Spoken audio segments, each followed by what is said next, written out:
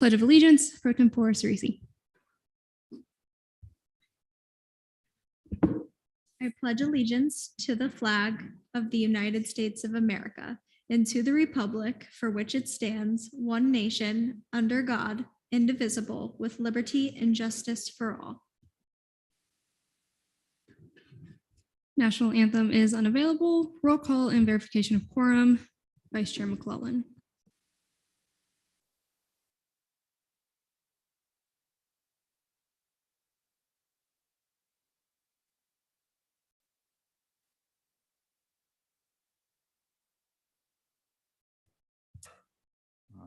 Mole.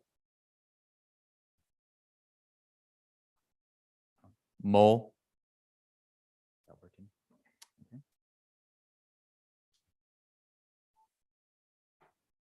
Podier. Present. Kira is excused. Gomez. Present. Martinez. Present. Myself. Millington. Present. Richard. Present. Temple. Present. Caldwell. Present. Robbins. Present. Spalding. Present. Van Kirk. Present. Castillo. Present. Ferguson. Present. Lurido.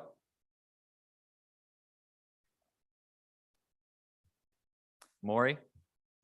Present. Wynn.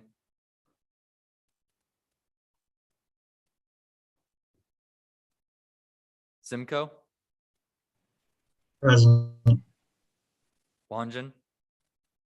Present. Revert.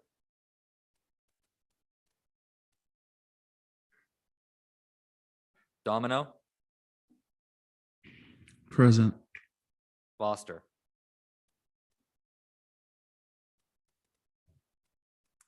Galloway. Here. Custis. Present. Beaumont. Here. Becerra. Here. Gal. Here. DeMarla. Here. Patel. Here. Yalman Chili. Present. Burrell. Present. Torres. Present. Roll. Present. Almanar. Present. Anderson. Present. Castellan. Present. Zabula. Present. Hall. Here. Holmes. Present. Where to excuse? Costas. Here. Martin. Present. Salerno.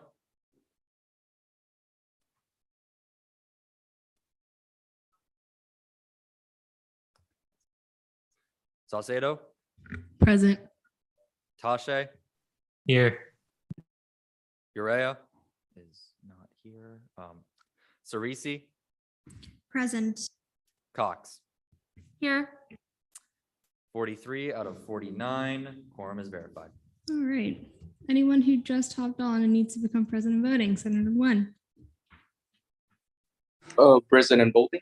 So noted at 6:06 p.m. Any other senators needing to become present and voting?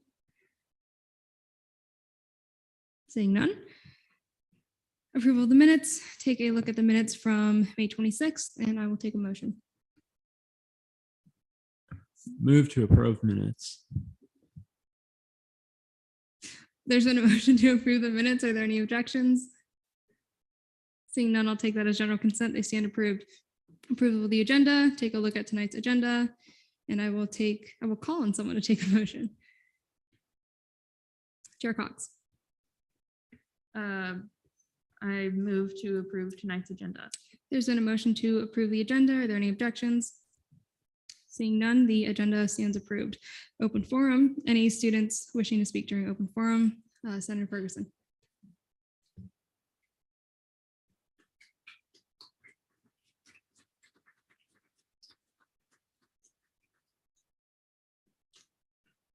Senator Ferguson, your 5 minutes starts when you're ready. Okay, here we go.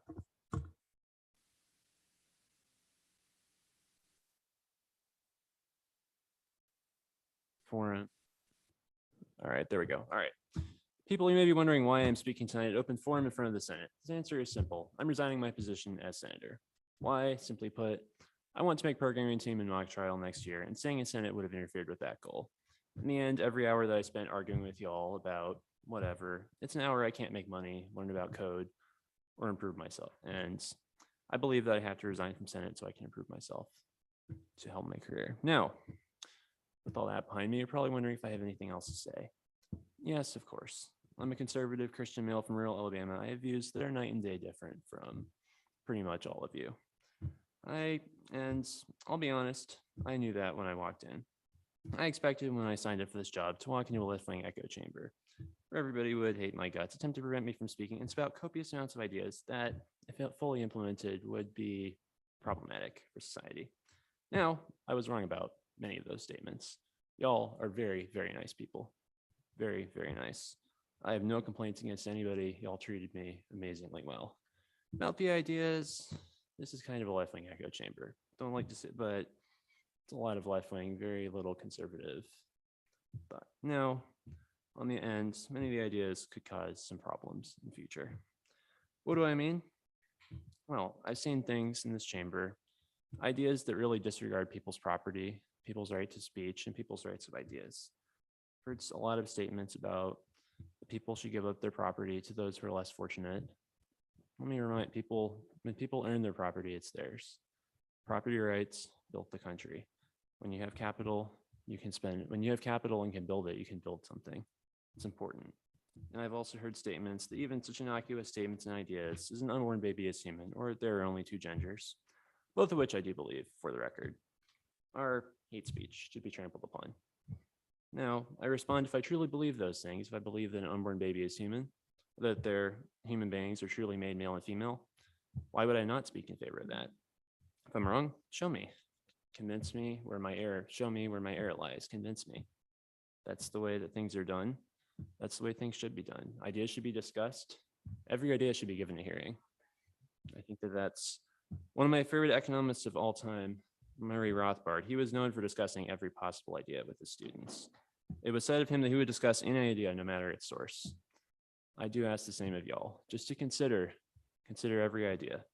Just because an idea comes from a conservative doesn't mean that it's wrong. Just because an idea defies accepted woke doctrine or leftist doctrine does not mean that it's incorrect. Now, one other thing I have to talk about.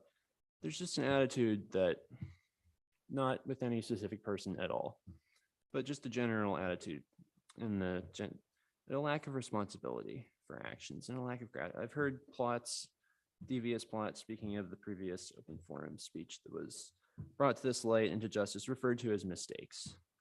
I've heard also complaints about how sad it would be. I've heard statements about how sad it would be to bring a child into this world at the moment. Let me just say, this is America. Nobody can force anyone to do anything. People are responsible for their actions. Life isn't fair, but we can do our best to thrive and be successful. And when you consider it, life is actually quite fair in our favor. We live in luxury that the emperors of ancient Rome could really not have imagined. Imagine it, for the price of just a few months of labor, we can get in a climate controlled box and go hurtling down the highway at 80, 90 miles an hour without a care in the world. We have air conditioning, we got abundant food. We have things pretty good. We should be grateful for that. It was built on the backs of countless years of hard labor, intelligent thought, and persistence. Now, about all the other problems in society, are they important? 1 minute remaining. But people have lived through these problems. People have lived through plagues, famines, volcanoes. People have lived through many greater problems. We have time to enjoy themselves. There will always be problems in society. So simply put, creating a heaven on earth by political means, redistributing wealth, new leaders, has been tried many times. It has always failed. There have always been problems. There always will be. Therefore, what would I say? Perhaps earth is not the best place to look for heaven. Perhaps looking elsewhere is a good idea. Most of you all know what I believe. Perhaps Christianity is a great place to start. People of the Senate, it has truly been a great pleasure to know each and every one of you. I wish you all the best in your future lives. I genuinely hope that all of you will be happy and successful. I have nothing whatsoever against any of y'all. I hope that nothing of you will have anything against me. This has been an amazing experience. I'll remember these meetings the rest of my life. I'll leave my number in the group meeting before departing. Feel free to contact me as you desire. Once again, it has truly been a pleasure, ladies and gentlemen. Farewell.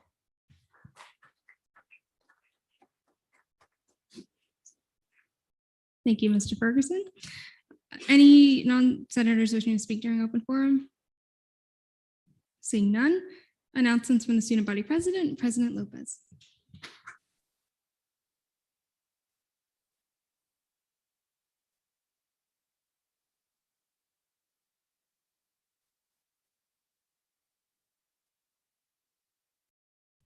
Hi, everyone. I hope you've just had the best week. With that, happy Pride Month. So tomorrow we will be having our executive cabinet with retreat with everyone that has already been confirmed, and hopefully that will be confirmed later tonight. And I also have a couple of appointments for the judicial branch.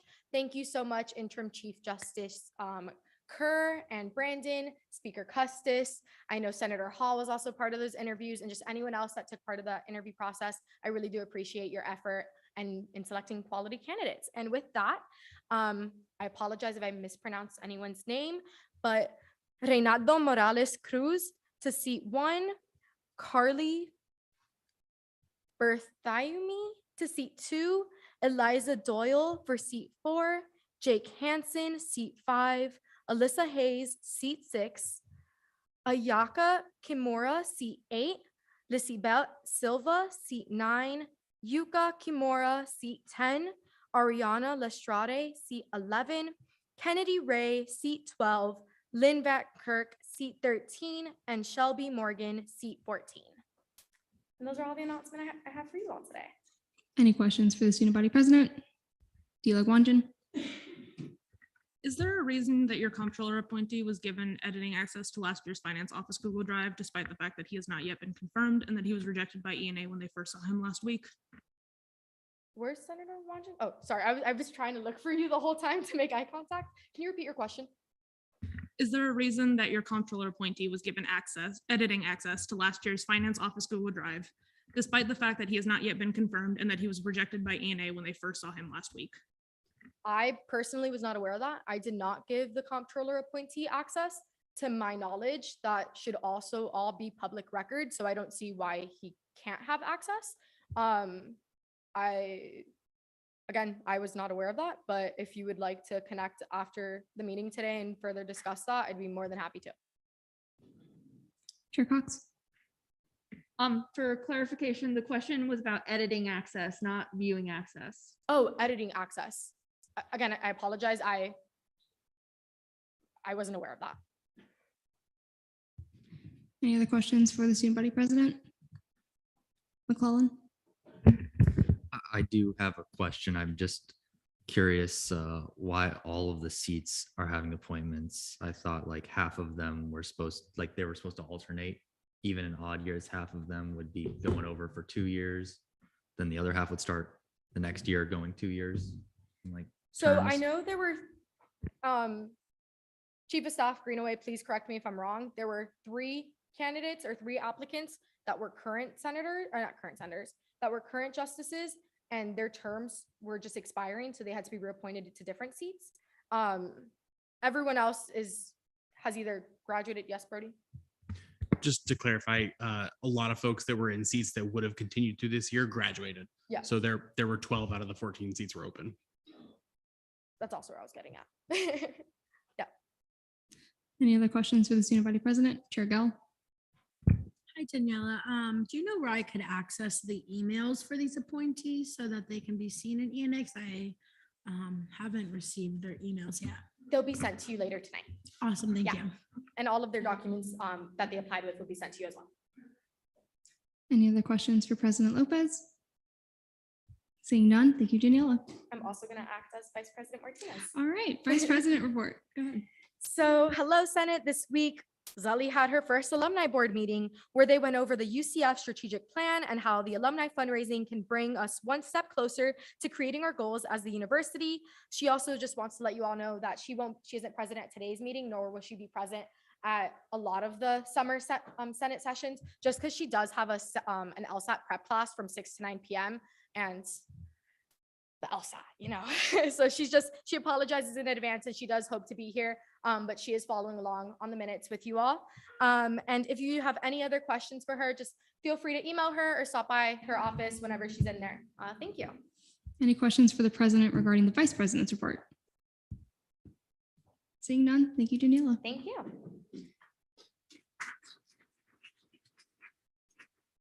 Right, Comptroller's report is vacant. Cabinet forum, Chief of Staff Greenaway.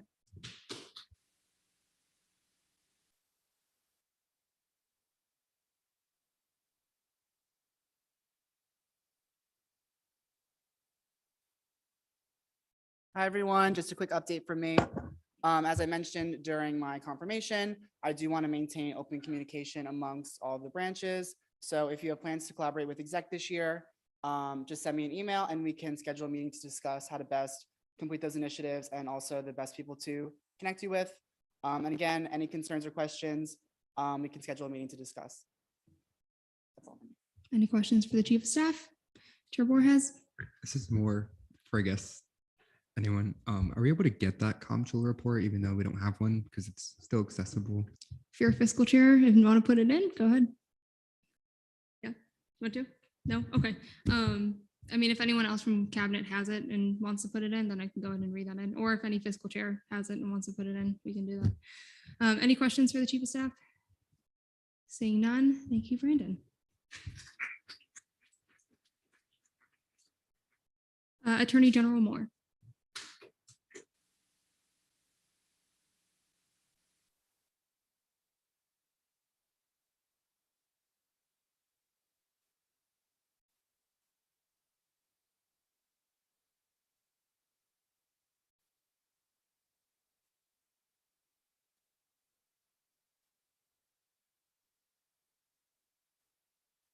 Thank you again for allowing me to speak to you last week and to share a bit about who I am and what my mission and vision is for this upcoming year. Following last week's question and debate, I did not want to leave anybody on a cliffhanger. I know I spoke about getting back to a few of you once I had more information, and I wanted to follow up and keep my word in regard to that. So to Senator Yalamanchili's question about the power and scope of the Attorney General's opinion, past Attorney Generals have had and have exercised their ability to void documents that they interpret to be filed inadequately.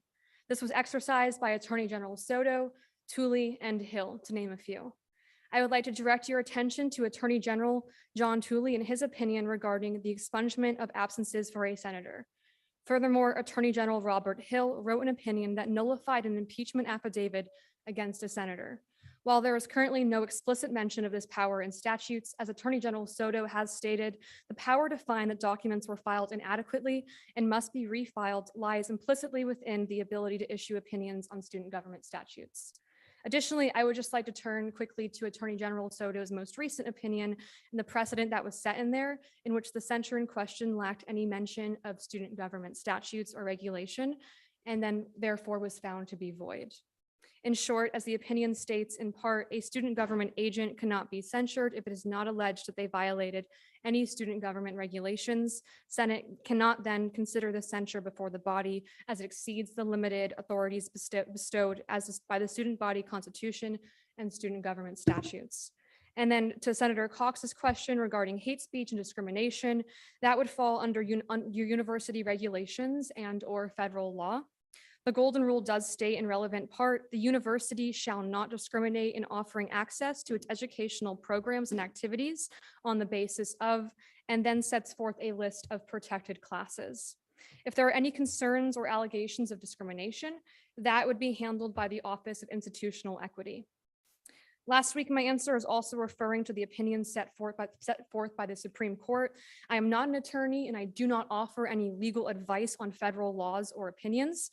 So if there's anybody that is interested more in that topic, I encourage you all to look into cases like Snyder versus Phelps and Mattal versus Tam.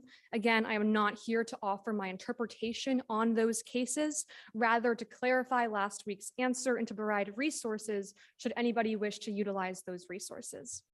If you have any further questions or need more clarification, I'm more than happy to meet one-on-one with anybody to discuss anything related to our governing documents or the role of the Attorney General. It is my hope that I'll get to know all of you much better, as collaboration is one of my main initiatives this year. Please be on the lookout for more communication from me. Thank you for your time, and I hope you guys have a great rest of your meeting. Any questions for the Attorney General? President voting. President voting. So noted at 6:22 p.m. Any questions for the Attorney General? Seeing none. Thank you, Caitlin. All right, going back to the Comptroller's report, the CRT current account balance is $290,857.27 with a reversion rate of 13.677%.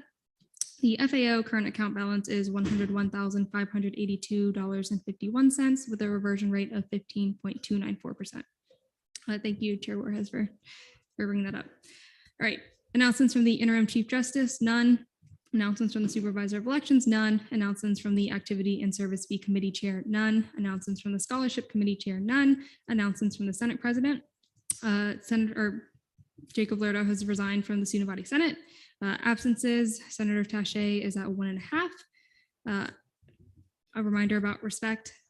Everyone who comes to the Senate is not only a student, or comes before the Senate is not only a student, but also a person. So I'm going to ask the Senate that when we are, that when individuals come before us, that we address our concerns in a respectful manner and remind ourselves that they are human. Last thing, it is Chair Borges's birthday. So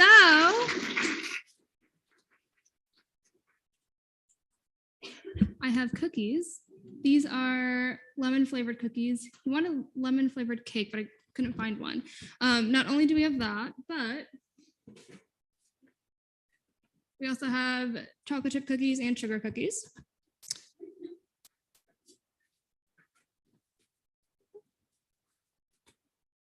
We have 4 vegan cupcakes for anyone who's vegan. And an individual slice of chocolate cake for Chair Borges.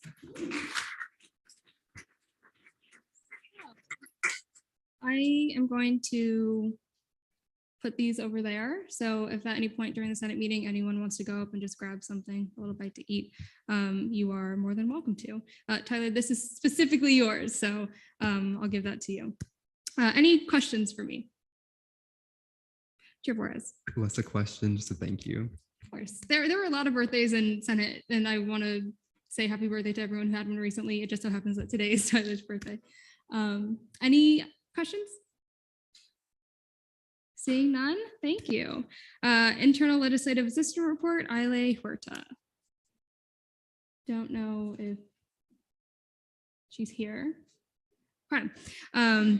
This week, she contacted the new exec coordinator, so the Deputy Chief of Staff, and is awaiting on the Judicial External Assistant Chief Justice to be appointed and confirmed. Applications are looking great so far and will roll out on the first day of Summer B. External Legislative Assistant Report, ELA Galloway. Good evening, y'all. On this date in MLB, in 1990, Randy Johnson tosses the first no-hitter in Seattle Mariners history. Next week is my last week of one-on-one meetings. If you have not scheduled a meeting yet, please schedule one here with the link. I also sent the link in the Senate update, so if you want to access it from your phone, you are more than welcome to. These meetings are essential for the initiative tracker I'm creating for our branch and for getting a head start on changes that we would like to implement within our colleges. If you don't have any college initiatives, this meeting is a perfect time for us to brainstorm ways to find effective college initiatives, so I expect everyone to meet with me. Further, if any media organizations reach out to you regarding anything related to Senate or legislation, please inform me immediately. And that is it from me. Thank you. Any questions for the ELA? Seeing none, thank you, ELA Galloway. And just a note, everything in the back there is open to everyone in this room, not just those in Senate. So if anyone in the back wants a cookie or a cupcake, you're more than welcome to get one. All right, Senate President Pro Tempore Report, Pro Tempore Cerisi. Hello, everyone. So I hosted the first two new Senate orientations this week, and those went really well. Your RSO emails were due today at 5 p.m. and thankfully I only have to non-compliance one senator.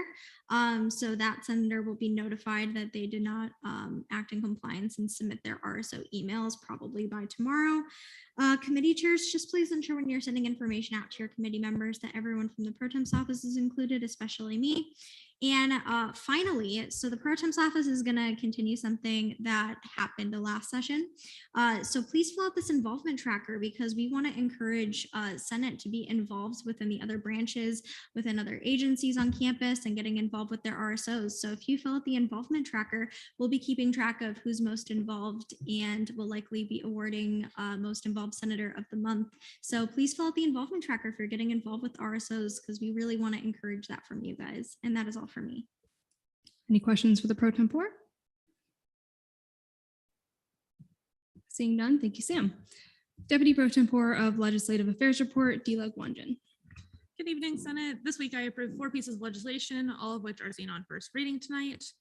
I also organized a meeting this week to discuss the changes to the way the funding process is actually going to work due to the change in our system for the business office and other financial entities at the university, which fiscal leadership will be continuing to learn about and adapt to, as well as a meeting to discuss the OSI fund for captionists and interpreters and maximize its ability to be used as the emergency fund it is intended to be for.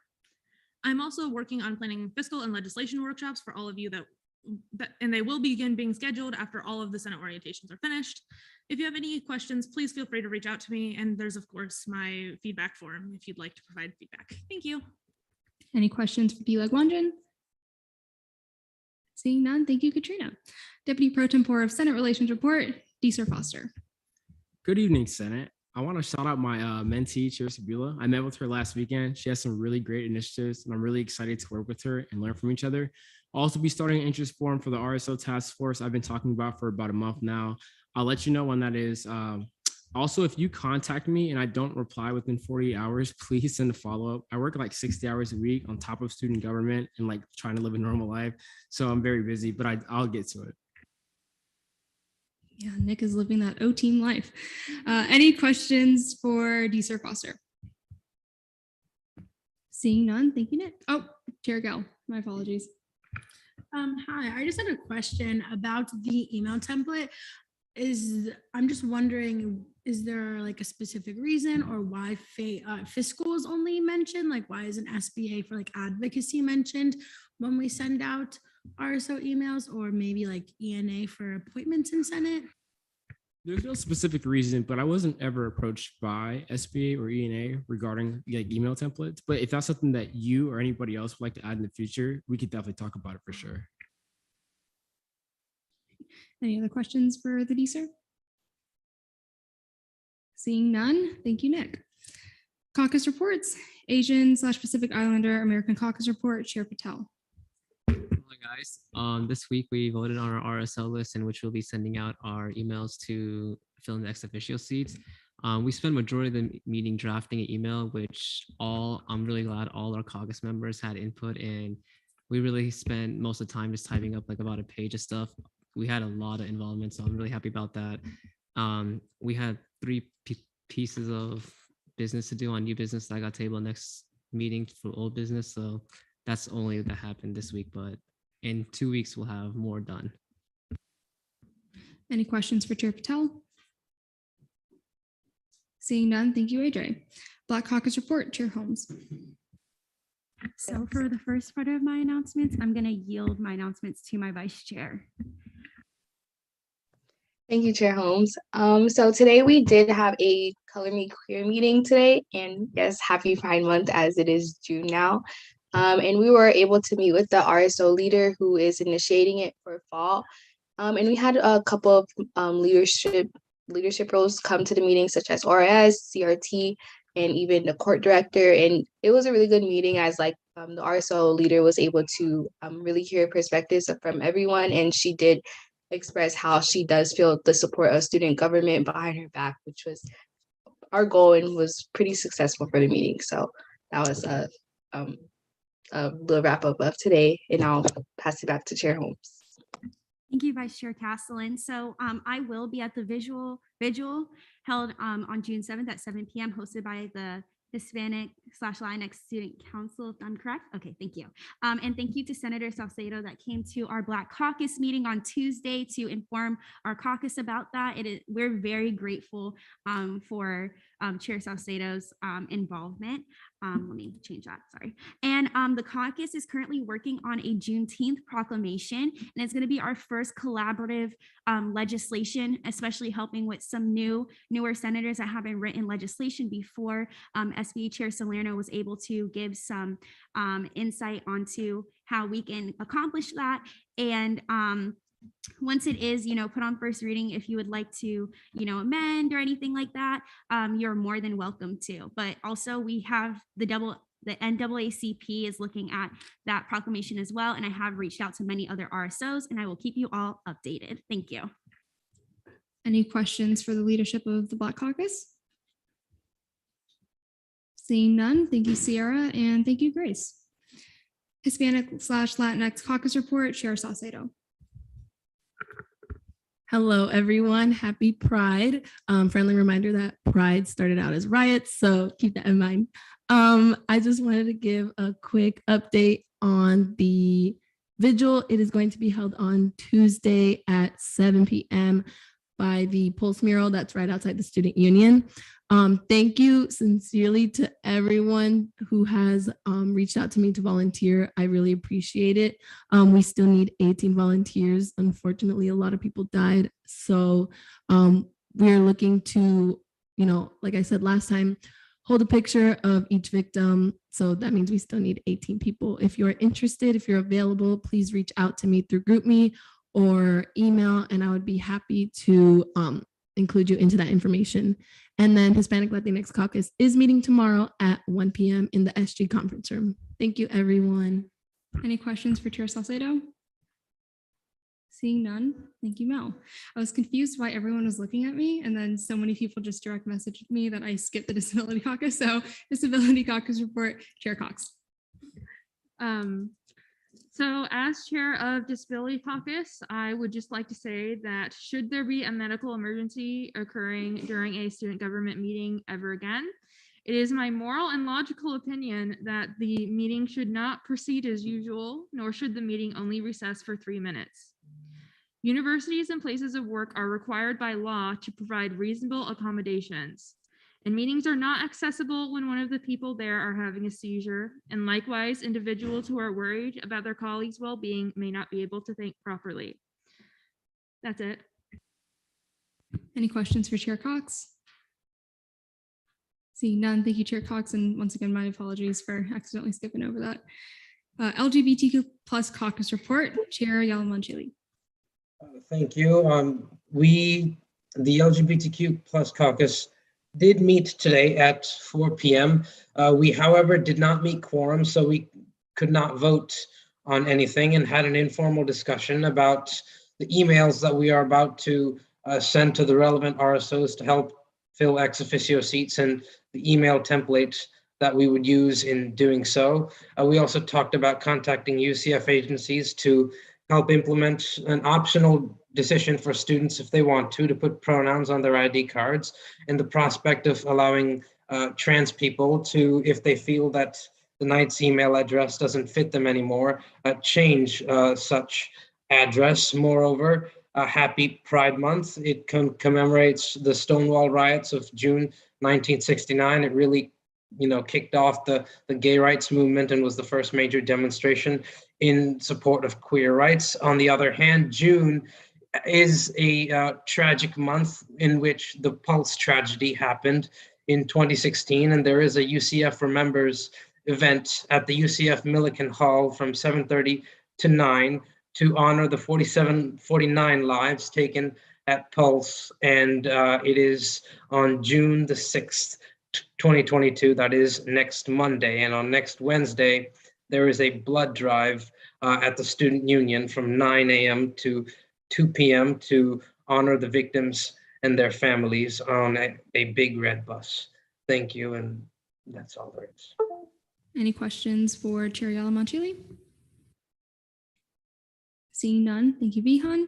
Women's Caucus report, go ahead and read what Chair Sabila put in there. Unfinished business, none. Fiscal Committee caucus time, none. Fiscal Committee reports, CRT Committee, Chair Borges. Thank you. So this week in committee for allocations, we approved allocation 54, 043, 44, 47, 50, 51, 52, 53, and 54. And we PPI'd allocation 54, 036. I want to say thank you to my committee. We got through another 15-page agenda pretty fast, and their debate and questioning has actually been phenomenal. Really impressed. And I yield to my vice chair for ages assessment. Give me a second. Okay, guys. So this week we had kosher tea biscuits. Senator Becerra said they reminded him of Mariah cookies. If any of y'all know what those are, I do not. Senator McClellan said, I want a vanilla wafer now. I don't know why. Chair Borges said he didn't think he'd like them, but ended up liking them anyways. I, on the other hand, thought they tasted good, but because they weren't dry enough, I did not like them. Any questions for CRT leadership? Seeing none, thank you both. I don't know what those taste like, but I know what Publix cookies taste like if anybody wants them. They're up there. FAO committee report, Chair Millington. Hello, everybody. Happy Thursday. Another quick report from us this week. We didn't get to meet due to Memorial Day on Monday, but I do have my now weekly advertisement in here to help FAO fill some seats if you're interested. And I also just wanted to shout out all of fiscal leadership and all of the other individuals that attended all of the fiscal meetings this morning. And I just want you guys to know that your work does not go unnoticed. Any questions for Chair Millington? Seeing none, thank you, Leslie. I'm sorry, I probably should have opened those before Senate started. All right, ORS committee report, Chair Temple. Well, good evening, everybody. So due to the Memorial Day weekend, ORS did not meet as well, but we will be meeting at our regularly scheduled time and place next week. As you can see, we got no business done. I wanted to shout out whoever formatted this section. I'm not sure if it was Nada or Brody, but it is so helpful and so satisfying to see like this section all lined up already. And I just really want to thank you guys so much, whoever did that. Also, happy Pride. And also a shout out to fiscal leadership because we got through a lot of business this morning. 10 a.m. meetings. Gotta love them. Any questions for Chair Temple? Seeing none, thank you, Ethan. And it was Netta, by the way, who formatted it. So shout out to Netta. Fiscal legislation, notice of legislation on first reading, none. Notice of legislation on third reading, none. Notice of legislation on second reading, none. Internal committee caucus time, none. Internal committee reports, ENA committee, Chair Gell. Hi, everyone. I hope everyone's having a good Thursday. Yay for Pride Month. I did want to acknowledge that. Please, if this is an emotional time for you, please confide in someone or me. I'm always here to be a resource. ENA minutes from Tuesday's meeting have been attached, as well as a confirmation summary. If you didn't have time to read through the minutes, I briefly just wrote down some key points per each appointee. We also saw a memorandum sent by President Lopez to re-see a candidate that we will be seeing today on the floor. There are available seats in ENA if you would like to join. When seeing appointments today, please remember to refrain from any accusatory questions or berating debate. We are talking about qualifications, experience, not character. There is a fine line to walk. Please do not cross that line. Here are some examples for appropriate and inappropriate questions. I attached that, as well as a list of some suggested questions you can ask for every position.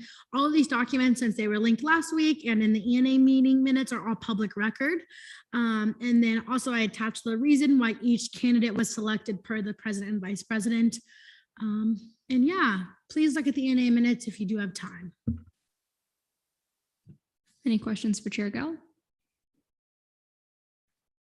Seeing none, thank you, Daisy. GAP committee report, Chair Hall. Alrighty, happy Thursday, everybody. GAP had a productive meeting on Wednesday where we discussed different strategies for voter registration during the summer semester. The deadline to register for the upcoming primary election on August 23rd is July 25th. So we have a limited amount of time to really make a big impact with student voting. I will also add, if someone in this room is not registered to vote, I will physically attack you. So please, I'll decorum myself for that. But But please, there are people in here who also know how to do that to register to vote. So please do that. We should have more information on our midterm 2022 initiative, hopefully by next week, and how all of you can get involved. I've already had some people like Chair Holmes talk about some ideas that we want to do. We want as many people having input as possible. Last two things, obviously wanted to acknowledge the beginning of Pride Month. Even though I speak on this issue as an ally of the community, I feel that it's very important that everyone speak out about it. Primarily, I did not write this in the minutes, but because Pride Month is not actually federally recognized by any sort of piece of legislation, it depends on who's in the White House. So two things I just wanted to shout out. One is what Chair Yalamanchili talked about, which is the UCF Remembers event on June 6th outside of Milliken Hall at 7:30. Please try to come out to that. In the past, this UCF Remembers event has always been really good community event, bringing people together, especially when UCF students were among the victims of the Pulse nightclub shooting. The other thing I just wanted to kind of tag is the official Pulse Remembrance ceremony, the 6-year Pulse Remembrance ceremony that's being held on June 12th. This is like the actually recognized nationwide ceremony that's being held at the Interim Pulse Memorial in Orlando. To preface, in person is exclusive, mostly to the families of victims as well as public officials and others invited. So it is not an in-person event, but that you can live stream it from the One Pulse Foundation Facebook page that I've linked on that day if you want to watch. I know they usually have families, first responders, etc. If you have any questions about anything, let me know. Any questions for Chair Hall? Seeing none, thank you, Dylan. LGR Committee Report, Vice Chair McClellan. Good evening, everyone. This time I will try to keep the LJR announcements section under an hour. Yesterday we met and we were able to meet quorum. We did have a small issue with quorum in the middle of things, but we were fortunately able to bring it back and finish our business. Due to the gap week we had, we did have a little bit of catch up to do with the absence requests and saw 29 requests. 11 of them were seen as a block. Of the 29, we approved 28 of them and postponed 1. We also saw Internal Bill 5405, updates to Title IX, introduced by myself, and the committee decided to approve it to be seen on the Senate floor tonight, as well as we elected Chair Yalamanchili to serve as our LGR representative on the GAP committee. Next week, we hope to welcome back Chair Urea, and we'll likely be starting our review process of our governing documents. That is all. Any questions for Vice Chair McClellan? Seeing none, thank you, Ryan. SBA Committee Report, Vice Chair Anderson. Hello, everyone. So quickly, I want to go ahead and ask if a statement from Chair Solano would be able to be added throughout this, or if we should save it for Senate forum. I'm going to say that because it says not SBA, it's not pertinent to the SBA committee report as a whole, and we can move that to Senate forum. Perfect. Thank you very much. All right. So good afternoon. Solano unfortunately cannot be here with us. She is currently in Portland, Oregon at the National Conference on Ethnicity, Race and Ethnicity, a DEI focused conference. We did have a great meeting this week. So thank you all to our committee members for being engaged in the conversation. And thank you to people that did show up that were in the committee as well. I thought it was wonderful. And thank you to our LJR rep and our pro temp rep. We did evaluate our idea, feedback, and concern form. These changes are being currently examined and drafted. We'll vote on the final document next week. Within the discussion, we also established really creative ways to reach students. So we're very excited about that. And then discuss the creation of a gun violence roundtable discussion. This will provide a space for everyone who's grieving, also allowing them to talk about how and why they're feeling the way they are feeling and provide campus and community resources. We are creating an advocacy legislation timeline. This would help senators formulate legislation from advocacy-based mentality. Our committee will finalize everything next week, so be on the lookout. Within the discussion, we also established really creative ways to reach students. Salerno said shout out to me, so thank you for that. And I wanted to go ahead and add Happy Pride Month to each and every one of you. I encourage everyone to just keep continuing to educate yourself and have these difficult conversations while also celebrating the incredible accomplishments of the LGBTQIA+ community. So thank you very much. Any questions for Vice Chair Anderson? Seeing none, thank you, Alexa. Confirmations, take a look at the ENA minutes. Chair go. Hi, everyone. Do we need a motion first, Chair? Motion for what?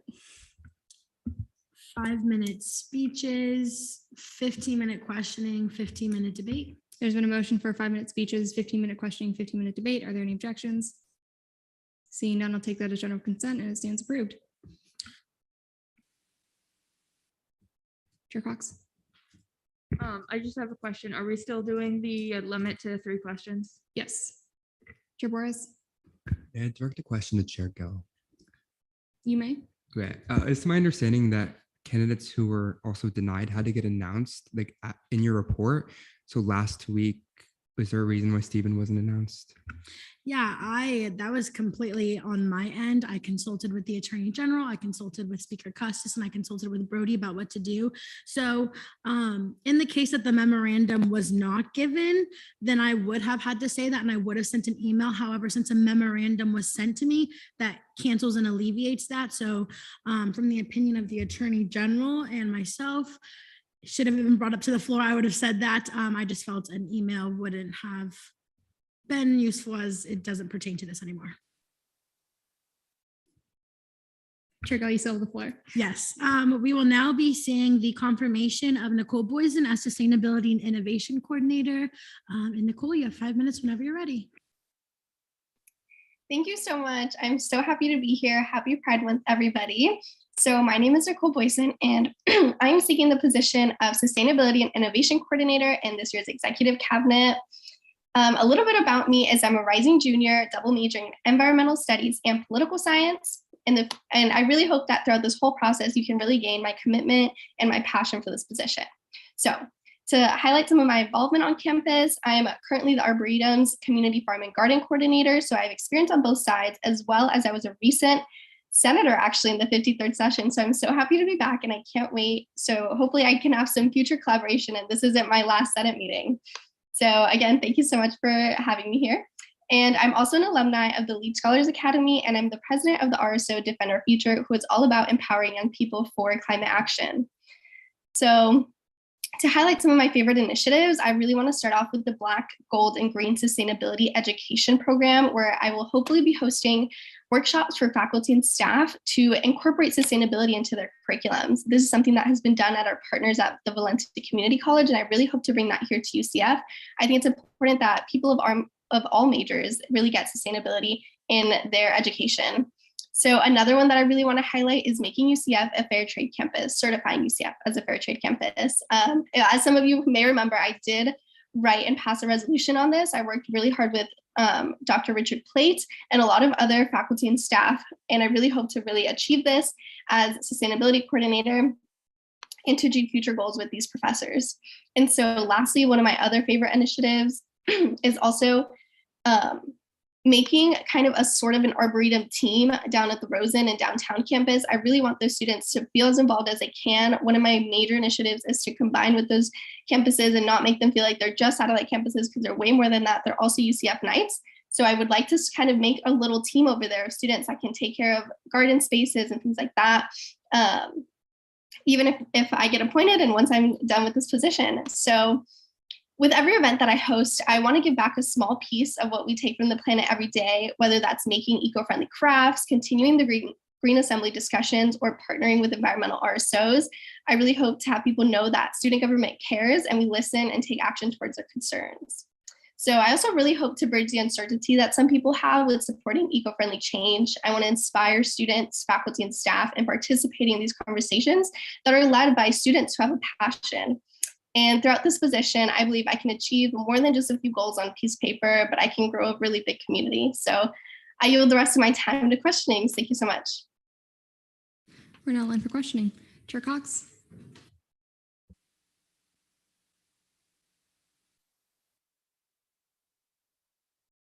Okay, sorry, I accidentally closed something. Okay, so I noticed trash cans are in your proposal. Another senator and I are working on like animal-proof trash cans, which I know is something you were concerned about last session. So how would you be able to help with that as sustainability coordinator? Absolutely. Thank you so much for that question. So I did work on animal-proof trash cans with the Wetlands Club and I'm so sorry, and a bunch of other environmental RSOs on campus. Unfortunately, I didn't get much done, but I have been starting these conversations with facilities. And now that the Arboretum is actually under facilities, they're also under the Sustainability Initiatives Office. I think it'll be a little bit easier with that connection that I have with the Arboretum, kind of getting those trash cans animal proof and some on parking garages. That was the one that I did write in my proposal, because I believe we should have trash cans on parking garages, not just for convenience, but for environmental purposes and not having trash on our parking garages. So I think with those connections with facilities, as having the Arboretum under there would really help at least start these conversations and then hopefully get some funding from there. Thank you. Chair Sabula. Hi, thank you so much for coming in today. I've never been to like the downtown Rosen campus, so I just wanted to like ask what the Arboretum would do with like the downtown campus. Like, do they have like gardens or something like that? Could you just enlighten me? Absolutely. So regarding the downtown campus, I know that they are opening a huge park called the Luminary Green Park, which we don't necessarily have like any say in the Arboretum. Like that's completely new, separate from us. But I would like to just make those connections with them and see what we can do if there's any students that are interested in the care of that garden, not just how it's built and everything like that. And then regarding the Rosen campus, past sustainability coordinators have they've made an actual garden there. So I really want to have a team that upkeeps it because currently it's just kind of there. And I really don't want it to die with every sustainability coordinator. I really want it to be upkept by students. Thank you. Any other questions? Well, Demarla. I know a big issue, like at least at UCF, is that we have a lot of sustainability projects, but they kind of just get like left in the dust, like maybe when like terms change. So like the solar panel, the things outside of Chick-fil-A, I think they like don't really work as much anymore. But what are some things you plan on doing to like keep these sustainability projects going for like multiple years? Absolutely. Thank you so much for that question. I think that ties into kind of what I said, what my initiatives are for the downtown and Rosen campus. I think it's really important to have a small coalition of students that are engaged the whole time so that projects and huge initiatives like that don't just die with the people that ran it before. You know, I really think that it's important to have a group of students that are passionate to make those connections, to have them have meetings and have them a little bit more organized. And I really hope that that's a good solution. And I want to start from there. Thank you. All right, we'll go Holmes and then Temple. Hi, Nicole. Nice to see you again. So I just had a question regarding your past involvement in, current, I guess, in the UCF Arboretum, Defend Our Future, things like that. So how has your professional experience molded your initiatives for this role? Absolutely. Hi, Sierra. Thank you so much for that question. So I think my past experience really gave me the confidence to be here, not only with the Arboretum and Defend Our Future, but also being a past senator. I think that. Sorry, you don't have to answer that question because it was already asked during ENA. Oh, okay. We'll go to Temple and then Martinez. So good evening, Ms. Boysen. It is such a pleasure to see you again. So I'm going to try not to toe the line on ENA's question, but so we know that you had experience in the prior Senate and you may still have those connections with senators. So my question is, how do you intend to include Senate, both those who used to serve in Senate and those who currently serve in Senate on your initiatives? How do you intend to collaborate with other branches is my general question.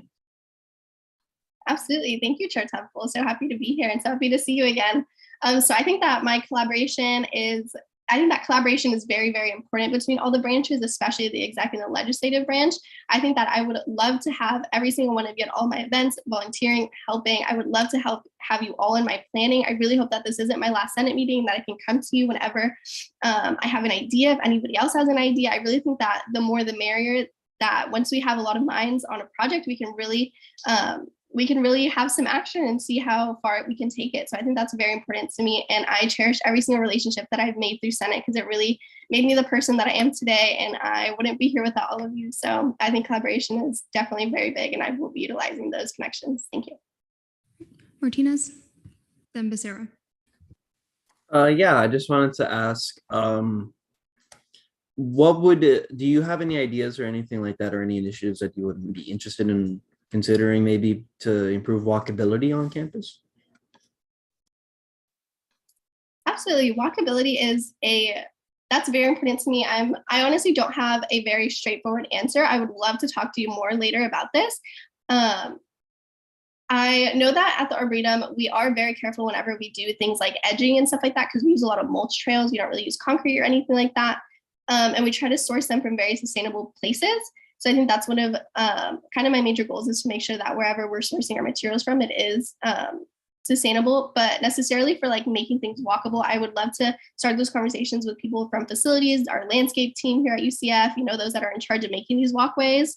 But I would definitely love to explore more about that. Thank you. Sarah? Hello, Nicole.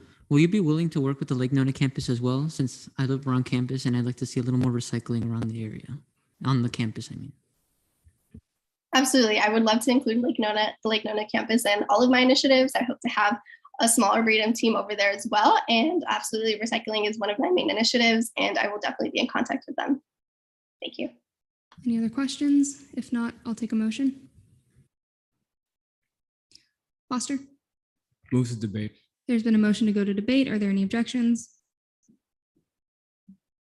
Seeing none, we're now in debate.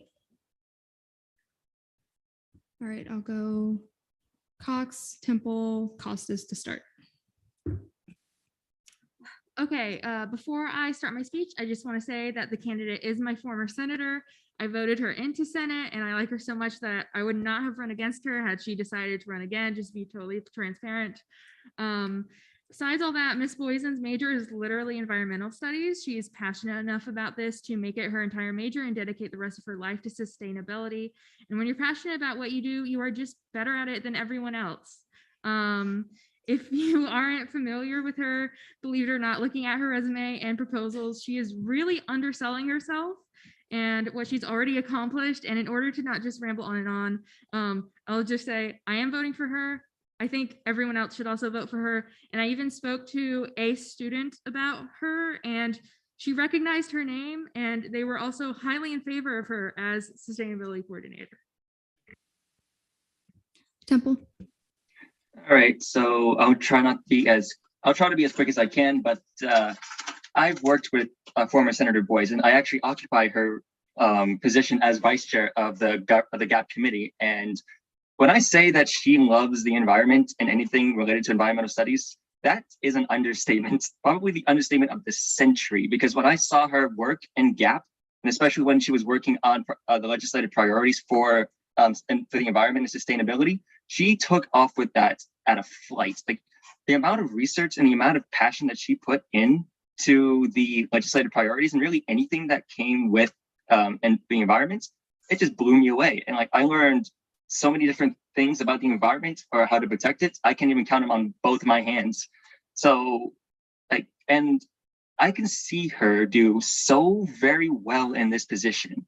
Like she'll probably even trounce, I don't even know, like it's the amount of experience that she has, she'll just completely knock this out of the park. So I highly, highly, highly encourage the rest of the Senate to vote in favor for this candidate.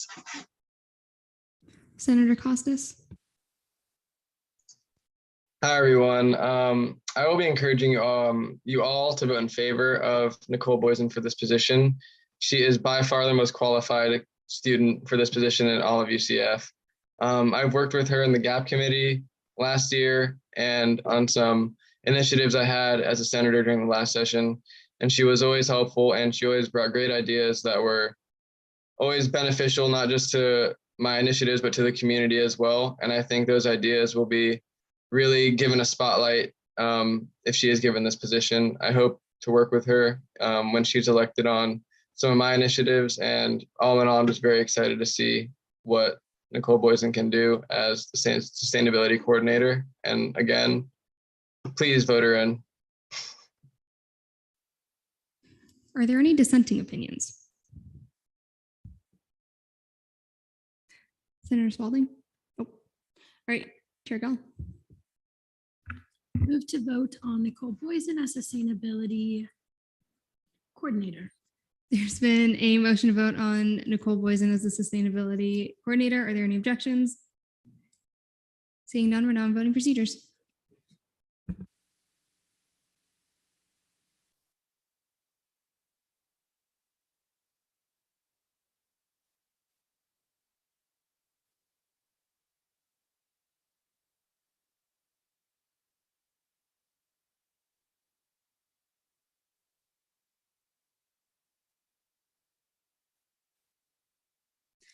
With a vote count of 34 to 0. Congratulations, Coordinator Boysen.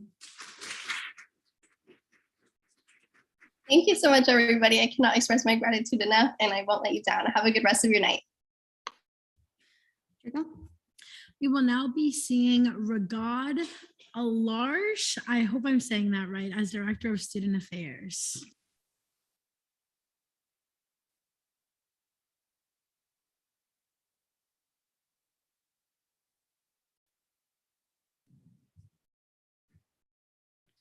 You have 5 minutes whenever you're ready.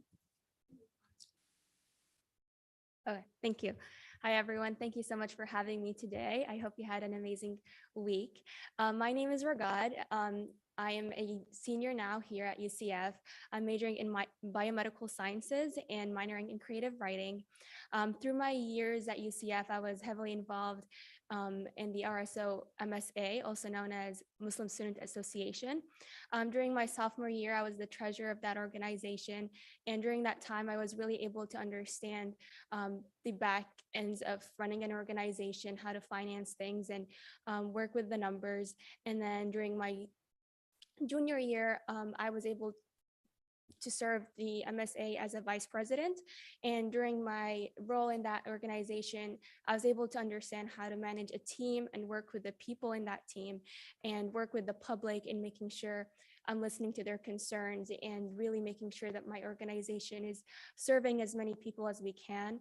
During that year, I was also on the President Student Advisory Council, also known as PSAC.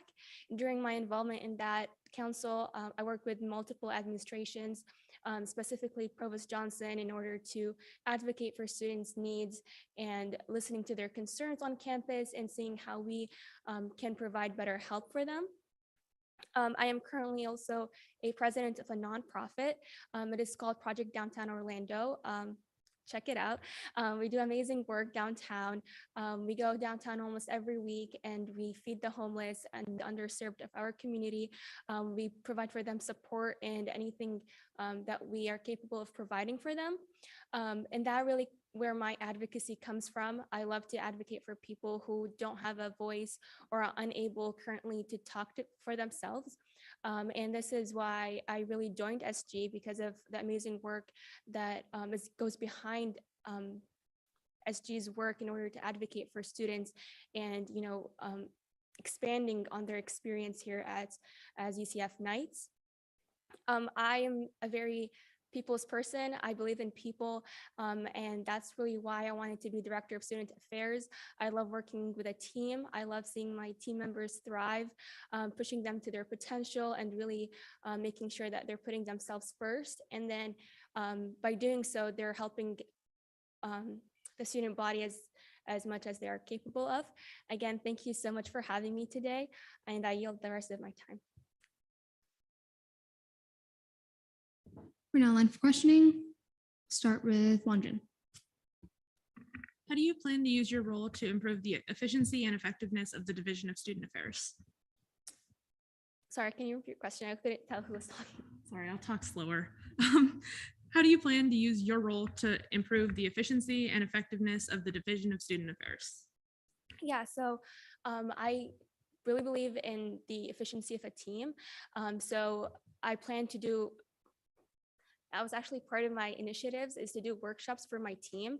Multiple times you want to push yourself as much as possible, but you got to put yourself first. So I plan to doing workshops for my team to discuss team managements and avoiding burnout. And that way my team can fully efficiently work as efficiently as possible.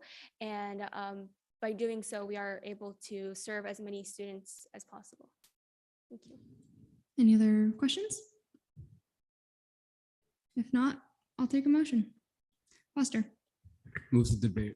There's been a motion to go to debate. Are there any objections? Seeing none, we're now in debate.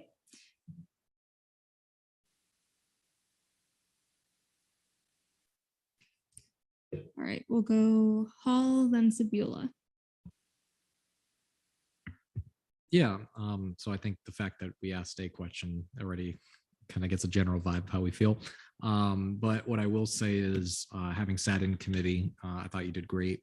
I think that one of the best qualities of Regatta is the fact that she has so much out of SG experience, not just with MSA, but through her nonprofit and other works, as well as the fact that we joked about it in committee, but she is on the neuroscience track. So the fact that she can juggle all of those things on top of that, and she wants to put all of her passion energy towards this is very admirable. And at the end of the day, I think she's going to do a great job. She definitely has a heart for this kind of stuff. And I look forward to seeing her as the Director of Student Affairs. Sabila. I'd also like to speak in favor. I was looking at her like resume and the UNA minutes, and also how she just spoke here in Senate, and she's just like really overqualified, I think, and I'm really excited to see the things she does. So I will be voting in favor. Any dissenting opinions? Seeing none. Chair Gell. Move to vote on Regatta as Director of Student Affairs. There's been a motion to vote for the position of Director of Student Affairs. Are there any objections? Seeing none, we're now on voting procedures.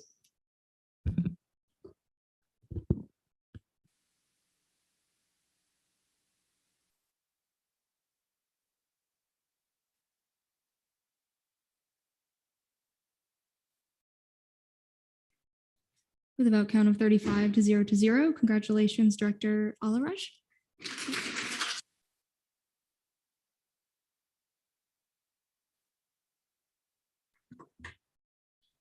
We will now be seeing Emily Reed for the position of Governmental Affairs Coordinator.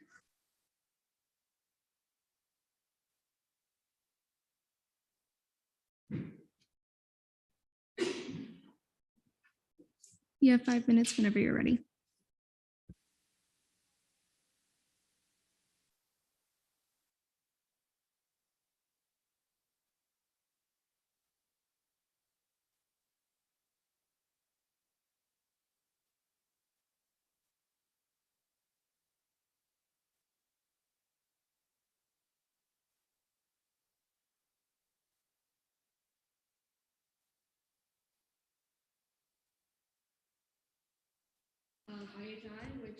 Really quick, is the microphone on? Oh, sorry. Should I start over? Yeah, I'll let you start over. Okay. I'm so sorry about that. Hi, everyone on Zoom. My name's Emily Reed. I am the appointee for the Government Affairs Coordinator. As I said, I am a rising junior studying political science with a minor in healthcare administration. After my undergrad, I would like to go get my master's in health policy in order to help as many people as possible. My involvement on campus is I am the vice president of the Institute of Healthcare Improvement, and we kind of go around Orlando and volunteer in veterans homes as well as Shepherd Hope. This year, I would like to work a lot when it comes to civic involvement. My past experience is with the League of Women's Voters of Florida. That is a nonprofit that kind of works on various topics. They let their members choose what topics they work on. I am also a legislative scholar. That means that is a program that is hosted by UCF, the Government Affairs Office, and 20 students are selected to go up to Tallahassee after an intensive boot camp and work with representatives and senators throughout the entire session. Last session in 2022, I worked solely with Representative Josie Tomko. She represents Polk County and Auburndale, and I had the privilege to learn from her and her legislative aide, Robert Blassingame. That is why I am here. I feel like the knowledge that I have gained from my experience in the past and what I know about Tallahassee will help me advocate for students in the future, as well as kind of understand the importance of things such as voting and getting students involved in civic engagement. Education is huge, and I feel as we grow up and as college students, being knowledgeable about politics and knowing who you're voting for and being engaged at a young age will lead to our generation being leaders in the future. We're now online for questioning. All right, we'll go to Cox, then Foster, then Yalamanchili. May I use all three of my questions, please? You may. Okay. So looking at the ENA minutes, you were asked some questions about your original proposal, saying you would like to avoid controversial issues that could cause debate. That was just a little bit confusing for me. Could you, for clarification, can you give us an example of a political issue that would not cause debate? So the political climate is changing rapidly. It changes all the time. I don't have any way to right now tell you definitively what is going to be a topic of debate come next April during our day at the Capitol. For now, what I think we should focus on is things that we know UCF is going to need appropriations and help with Janet Owens kind of leading the way. I know that GAP committee is making a survey for students to fill out, and I believe they should continue to do so throughout the year. As I said, things are changing a lot. So right now, as I stand here today, I can't necessarily tell you what would be a topic of debate because things change so rapidly in our country.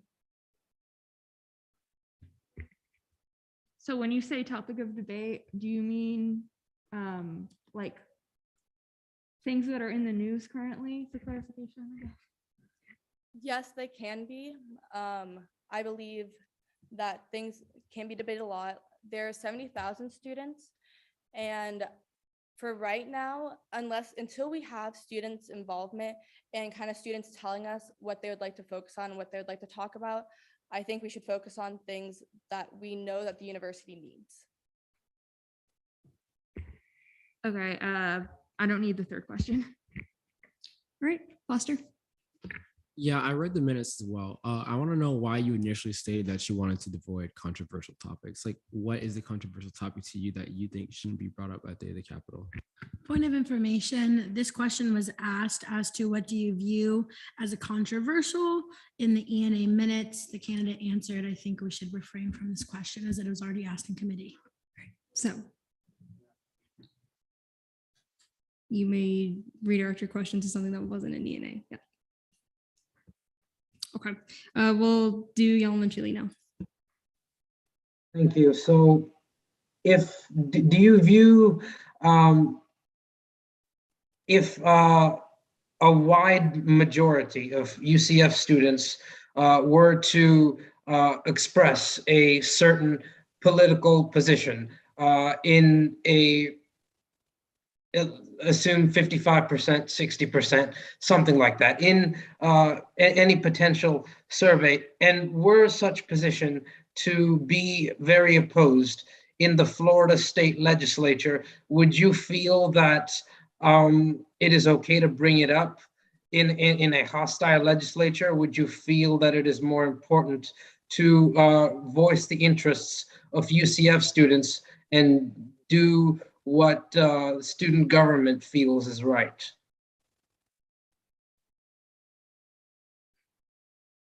So in terms of that, I think it is very important to voice students, thoughts, which is why we will be sending out surveys for students to fill out to kind of inform us what they want to talk about. I am not opposed to any legislation at the moment. When it comes to those difficult topics, if we are to bring them to Tallahassee, I feel that there are very certain ways that we need to approach those conversations. And I will help train our students, as well as I can bring in past legislative scholars and past people who have been to Tallahassee to kind of instruct our students on how to approach those difficult conversations with legislators.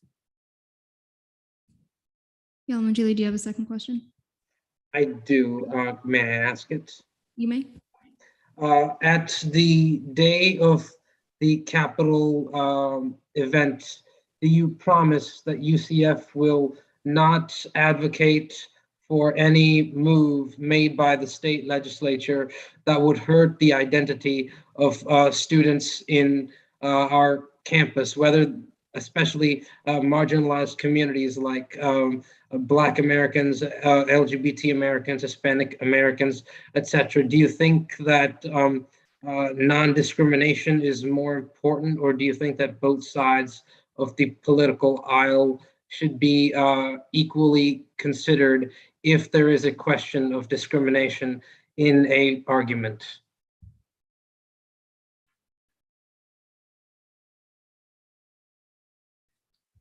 I feel like discrimination should not be allowed in any case. There's nothing in me that would want to harm a marginalized or minority community at all whatsoever.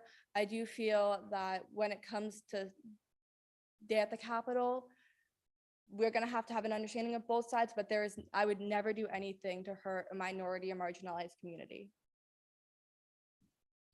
All right, we'll go Temple, Simcoe, Spalding, then Martinez. My question was already answered, Madam Chair. Thank you. All right, Simcoe, you have the floor. Hello. You mentioned one of your initiatives is to lobby to the local governments, such as a new initiative being Day at City Hall, which is lobbying to the city of Orlando, similar to doing Day at the Capitol. I was wondering if you'd be open to lobbying with the county and doing something like Day at the County with Orange County or Seminole County. Absolutely. I feel like any way to get our students involved and get our students to understand different levels of government, as well as giving our students the opportunity to network with leaders from all ranges of government, will just benefit our student body as a whole. Senator Spalding. Okay, so I was looking at the ENA minutes and your response to what constitutes as a topic that you wouldn't discuss at ENA is ones that would bring negative light to UCF, which is understandable. But oftentimes the more pressing topics they tend to be controversial. With that being said, would you be able to, if it was of the student body's interest to bring a controversial topic up that they wanted to discuss at Day at the Capitol, would you be able to put your personal feelings aside and support the choice behind that? And how would you ensure that you would ensure us that that's something that you're able to do? If that question's already been asked, but that's what I wanted. I just want to clarify the question, just putting my personal opinions aside for the benefit of the students. Yes, so because you said that you wouldn't want to discuss anything controversial at Day at the Capitol, which is understandable, but sometimes important topics are controversial. So how would you be able to put your personal beliefs aside if it was for the best interest of the student body? And how are you able to ensure us, if you're appointed, that you're able to do so? So in both of my internships and my time in Tallahassee, I did have to remove myself kind of politically and absorb everything and learn everything. So I do have experience not having necessarily being very nonpartisan when it comes to stuff like that. And I will work as much as I can to do everything in the benefit of the student and the benefit of the university so we can all succeed in the future. Okay, we'll do Martinez, then we'll go back to Temple and Foster. Martinez, you have the floor. Apologies, but I think Spalding kind of covered what I wanted to talk about. So, all right, Chair Temple. Thank you, Madam Chair. I actually remember my questions. May I ask two, please? You may. All right. So, Ms. Reed, so you mentioned that you wanted to engage in civic education efforts should you become the GAC. I just wanted to get more detail as to what programs or initiatives you had regarding how you want to educate students on public policy and politics. So besides having different events with voter registration, I would like to re-establish Ignite Your Vote. I would like representation from all levels of student government. I would like representation from RSOs and any other organization that would like to participate and have an opinion in that sense.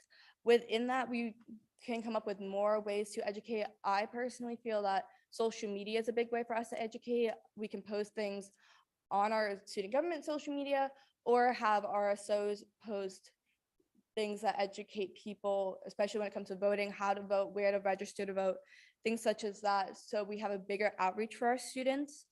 I would also like to have our Ignite our Vote committee type ordeal, do a big voter registration drive and have a week-long campaign ending on October 11th in order to educate as many students as we could before the election. My second question was answered during her explanation. Thank you, Madam Chair. Great. We'll go Foster, then Castellan. Foster, you have the floor. Okay, looking back at this past day at the Capitol, what would you change about it? How would you improve upon it to make it more efficient and better this year? One of the biggest things I want to do is start planning early. I know in statute I have to have a timeline within 30 days, but I would like to have a lot of the planning done before the fall semester starts. I feel in the fall, something I would like to focus on is a lot of the voter registration. We do have a midterm coming up, and that is a very important midterm. There's redistricting. So like I said, a lot of Day at the Capitol should be planned throughout the summer. From being in the office, our past two GACs have been lobbyists, even though they were legislative scholars. I sat in an office for all 60 days. I became very close with my legislative aides and I gained as much knowledge as I can. And one thing that I will be changing is last year we did not follow proper procedures when it comes to requesting meetings with legislators. And that is something that we cannot do again, and I will ensure that does not happen. I would also like Day at the Capitol to be a bigger event. I want representation from all of the colleges. I would ideally like to have tables up to allow our students in representation from every college to be able to tell the people at the Capitol, and not just the reps and the legislative aides, but we have students there, we have interns there, people that are going to look at UCF as maybe a possibility for grad school, and high school students that might see it for a possibility for college. So if we have all of that representation and all of that, effort there to create knowledge and advocate for UCF, I think that'll benefit us greatly. Another thing I want to do is more decorations. I want to make it a bigger event at the Capitol. I want to have a very kind of demanding presence, like we are UCF and we are here. Vice Chair Castellan, then Chair Holmes. Hello, Emily. So in regards to your question, to your response to Senator Spalding's question, you mentioned that when you worked at the House in Tallahassee, that you had to put aside your political views so that you were able to work in a nonpartisan manner. So I just wanted to ask, would you be able to provide an example of in which you did this and acted nonpartisan, just so we could kind of have more insight on your approach as GAC?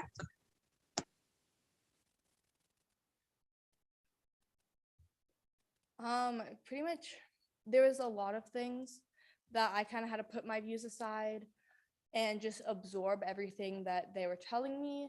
I asked a lot of questions on multiple bills. So it wasn't actually I was inputting anything with my opinion. I was just asking questions kind of rapid fire throughout the weeks in order to understand how there are different approaches to different topics of discussion in different bills. Chair Holmes. Hi, so I just had a question because I know that there is a list of initiatives in certain bills. Sorry, it's okay. From my experience at Day at the Capitol, we had that booklet, and then it showed the different bills and things like that. And I know that there was an occurrence where something affected the LGBTQ plus community, and we had to add something extra to that. I don't even remember the agenda. Thank you. Oh my goodness. The agenda. So if I know some things spontaneously do happen in our world, that is life. So if there's a issue or an issue that affects our students that arises, and it affects our students greatly, and it refers to the mission that UCF makes promises to our students about certain things, would you be willing to create a call to action for legislators if there isn't a bill there already, but it's not and how would you go about that if that is the case? Let me know if I have to rephrase my question. I would, if anything were to happen that greatly affected our students, of course, I would love to, talk about it and bring it to the attention. When it comes to kind of us proposing a bill, there are very strict deadlines when it comes to that. So we would have to wait until the next year to be able to kind of reach out to our legislators and be like, hey, this is really affecting our students. So when it comes to bill writing, that's not something I would be able to help with this year. If something happened during session, I know bills for this year will probably be due in early February. So once that deadline hits, there's not much for us to do because bill drafting will be done and everything will be kind of shipped off because everything has to be processed by the speaker's office or the president's office, depending which chamber you're talking about. And then it has to be dispersed into committees and agended, and there's just a long process. The allotted time for questioning is elapsed for now in debate.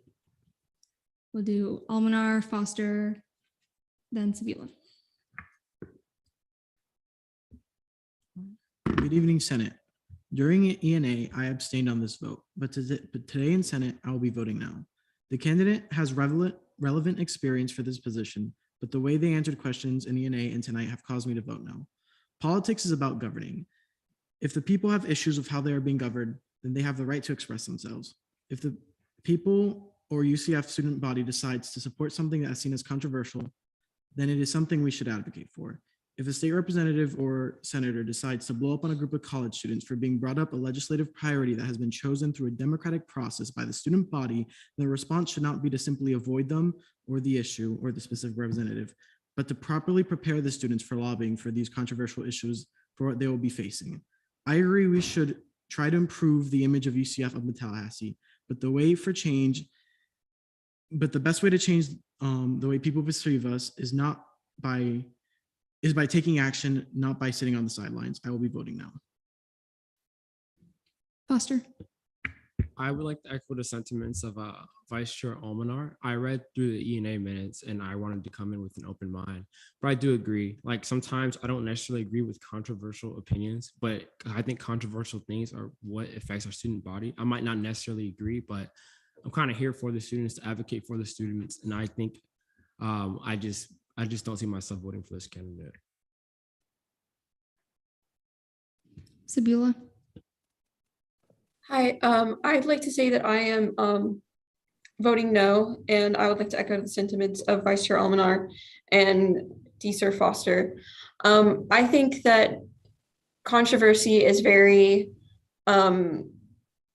it changes from person to person, and I think if we stop students from doing things that might be deemed controversial, then it's just censorship. And I just like to say that a lot of, just as an example, a lot of social movements over the years have been controversial during their times. So I think that if something is controversial, but the students wanted, then we should allow that to happen.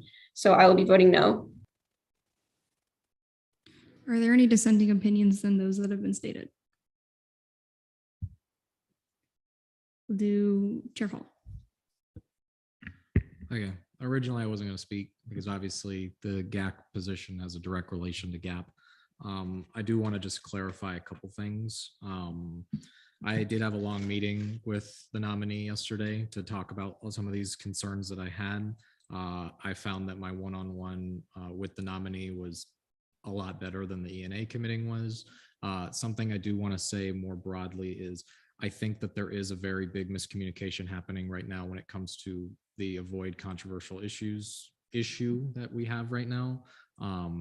That the one thing that I will preface all this with is that the nominee has been very consistent on deferring to GAP because this is GAP's purview. The day at the Capitol itself logistically is what GAC oversees.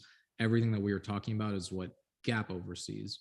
And at no point has the government affairs coordinator nominee stated that they have any intention of overriding my opinion or the opinion of GAP, as well as at the end of the day, the function of GAC in this sense is to make sure that Day at the Capitol functions appropriately. I will be voting in favor. I won't deny that I had initial concerns similar to what other senators are saying.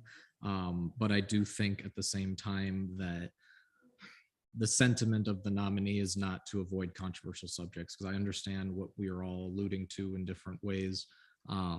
But at the same time, I also know that there is a very clear understanding of the role that GAP plays and the role that the GAC plays, and trying our best to navigate it, not just with Day at the Capitol, but the midterms and other initiatives that are all good, like Day at City Hall, etc. So I just want to say that before we continue debate, that's my personal opinion. Obviously, I have a more direct potential collaboration with this potential coordinator, but at the same time, I just want to make that clear before we continue this train of the nominee is not sympathetic to dealing with controversial issues, because that was not the perception that I got, even in ENA, but especially after additional conversation. All right, I'll go McClellan, Foster, Maury to start. I do want to say I agree with what Chair Hall just said. I believe that this nominee is extremely qualified. I really liked her initiatives, and that she won't step on GAP's toes and will allow GAP to send out their survey, figure out what the student body wants, and then go from there. So I really encourage you all to reconsider and to vote in favor of this nominee. Foster. I do understand and I hear how Chair Hall feels. However, my only concerns didn't just lie with controversial opinions. I just felt like the nominee couldn't answer these questions with a lot of confidence. I read an E&A, and even like tonight, I just felt like the nominee danced around a lot of the questions that people had. So I will still be voting no. Maury. I kind of wanted to expand on Chair Hall's sentiments. I think that the purview, the way I would think ideally this would work is that the GAC is primarily neutral in terms of politics, because their only thing is organizing the event. It's not to have any actual kind of personal opinion on what is happening at the event. It's just to organize and conduct the event. The GAP can then decide what issues it wants to bring today at the Capitol, whatever that issue may be, and that's fine. And then we can have controversial issues if that's what we choose to do. The GAC is just saying, I believe in her personal opinion, that she's not going to personally choose different political opinions when she's organizing the Day at the Capitol event herself, or from what I understand, any event. So I'm going to be voting in favor because I think that is an ideal way to set up this relationship. All right, we'll go Spalding, Yalamanchili, then Temple. I think that this candidate is wonderful. But as there were very direct questions that she was being asked, and the answers were very indirect. And I understand that it's not about overstepping the GAP chair and GAP committee all to. I'm sorry, 1 second.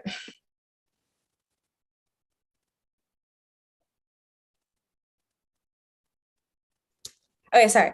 But long story short, I think that this candidate may be qualified, I'm not entirely confident, and in good conscience, I can't vote on someone that I'm not confident in this position, so I'm going to be voting against this candidate. Yalamanchili.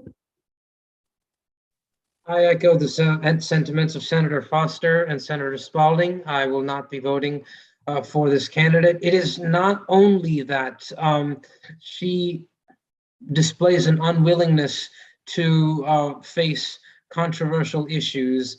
I can only see for myself from what she has said in the Senate meeting and in the ENA minutes. I have not had a one-on-one conversation with her, but I do believe that the UCF student community has some very strong opinions on various issues, especially on non-discrimination. And I believe that the senator has been vague on this matter and has been vague on other subjects as well. And she said that she would refer to GAP on political topics. And I do believe that a person in this position should take a position instead of always referring to what can be said the legislative arm of student government. And I will be voting no, and I encourage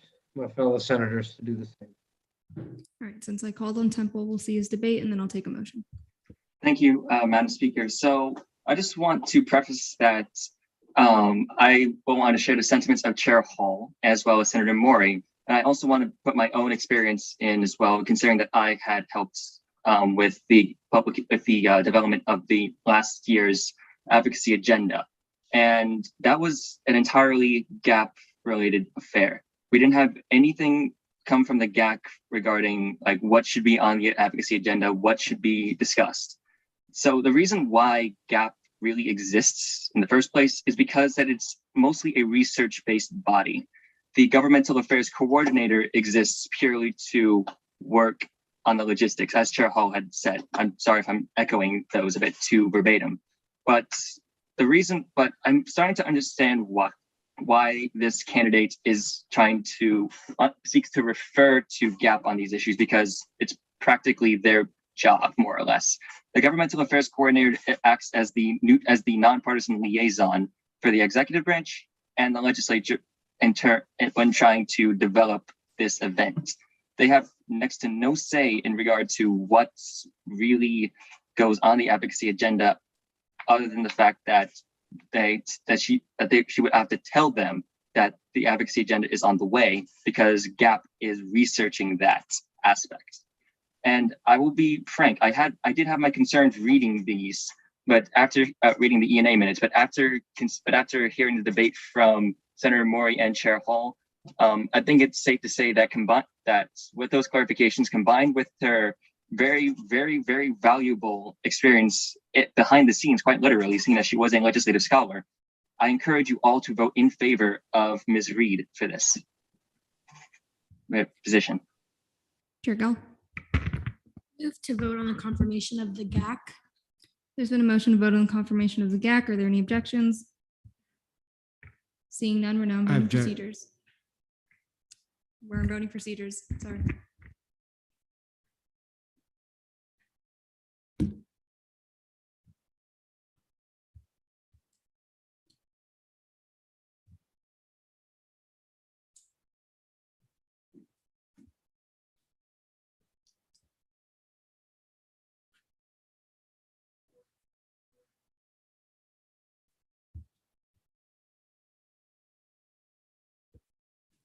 With a vote count of 15 to 12 to 11. Congratulations, Coordinator Reed.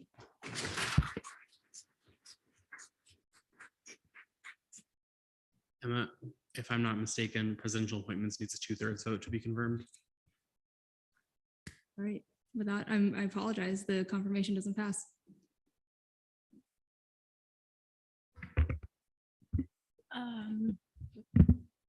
Before I continue, Senator Mole has his hand up. Senator Mole. Yes, I apologize. First of all, the last poll didn't appear to me. Second of all, present in voting. So noted at 7:39 p.m. We will now be seeing the confirmation of Safety and Transportation Coordinator Avery Lane.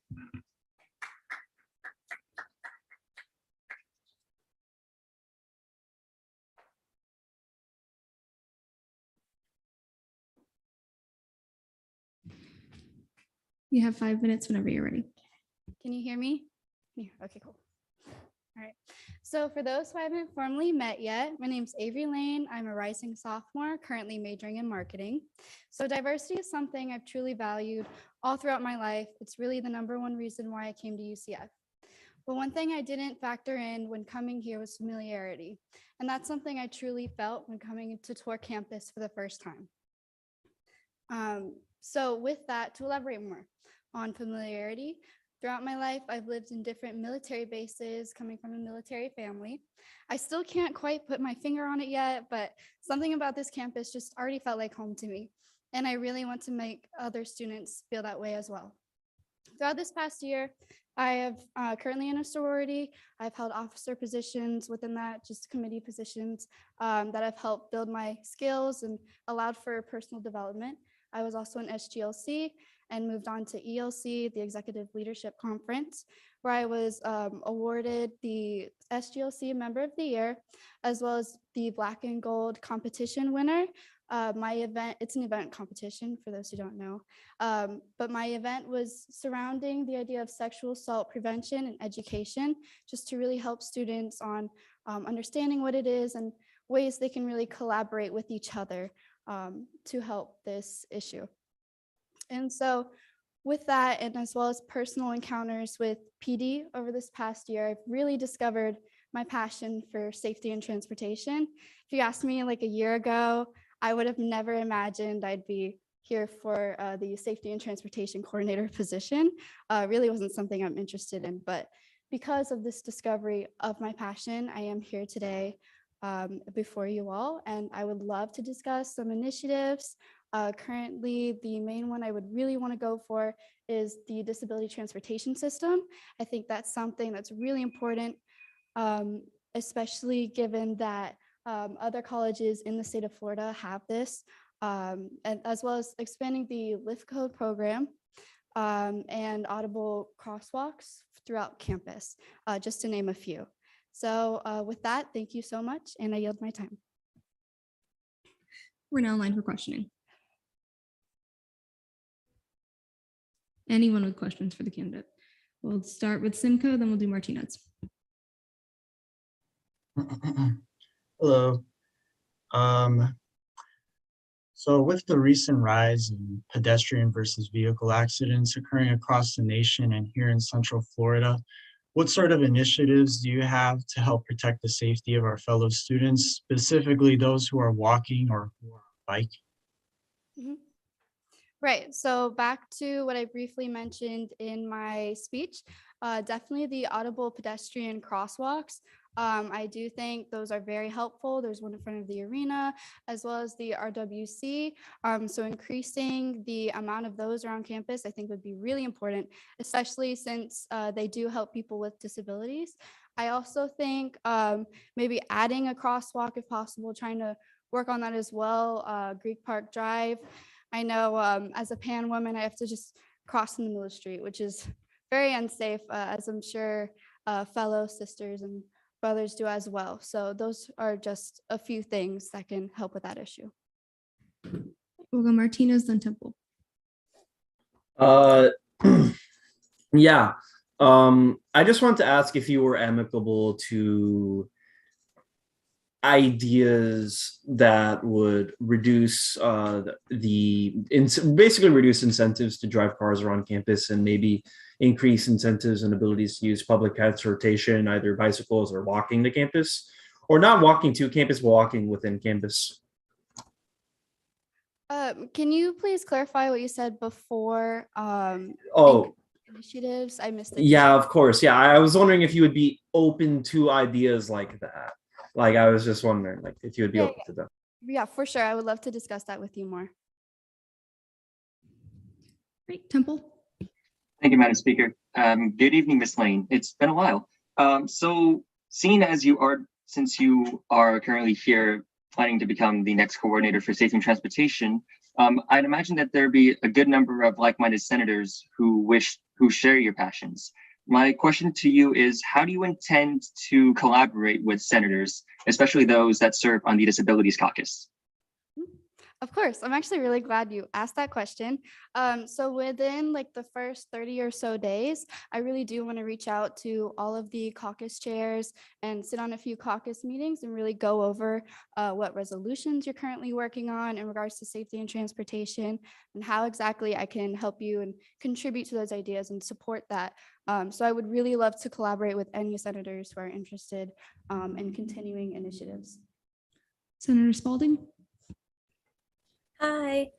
So one initiative that I have that I've shared with Senate is about our parking garages and working on like it being more safe and hoping that students can, like reduce the speed that they go through in the parking garages. Is that something that you would be willing to work on with me? And if you have an opinion on it, Yeah. Oh, sorry, did I interrupt you? No, that was it. Okay, cool. So yeah, I would love to discuss that with you more. In the Libra garage, I did live in Neptune, so I would use that garage quite often. There are speed bumps throughout there. I noticed in other garages that they're not present in all of the garages. So that is definitely something I will look into more. And I would love to continue speaking about that with you. Chair Holmes. I have two questions, if I may. You may. My first question is, please remind me, so the parking citation forgiveness program for your initiative, is that the same as in the president and vice president's accessibility initiative kind of? Is it similar? I'm not entirely sure if it's similar. It fits in with their initiatives, so I made sure, it was within their platform. I'm not entirely sure which accessibility initiative you're speaking of, but in regards to that initiative fitting in with their platform, it does, yes. Yeah, I was just referring to one of the questions asked to you in ENA, but I was just using that for clarification for my second question. My second question is, what was your thought process or motive behind creating the parking citation forgiveness program in the mind of being for the students, I guess? So something I thought would be really cool that student government could do more is really appreciate and surround itself more with the community. And that was really a big target for that initiative. So how it would work is we would partner or just have an agreement with a third party, like not for profit, and a student would come in, donate a certain amount of products, get possibly one citation waived. The technicalities are still to be worked out yet, and the logistics need to be looked at. But the main goal for that was for student government to really give back to the community and for students to do that as well with us. Vice Chair Castellan. Hi, Avery. It's good to see you again. So I was looking at your initiative sheet and I saw your initiative on increasing lighting on campus, which is actually something that I'm kind of wanting to bring to Senate because this is a very important problem at UCF right now. So with that, I see the locations that you have. Would you be willing to expand that to other locations on campus that might not have as much lighting, and also also collaborating with senators doing that as well? And also, would you be interested in reaching out to students, and maybe asking, maybe even providing a survey to see places that students might not feel as safe because they are, typically in dark settings? So to address the first part of your question, in my proposal, those were just a few examples of dark spots on campus. I know that there are definitely way more. And then in regards to the second part about the survey, one thing I would like to bring back that Alexandra Fabregas, the safety and transportation coordinator from a few years ago did, she had a safety walk where she invited students of UCF, as well as the UCF facilities, student accessibility services, et cetera, to go around and just mark ramps on campus, dark spots, potholes, things that could impede the student body's travels to and from class, and safety, just throughout their day and their time at UCF. So those are definitely things I plan on working on and doing. Any other questions? If not, I'll take a motion. D. Sir Foster. Move to debate. There's been a motion to go to debate. Are there any objections? Seeing none, we are now in debate.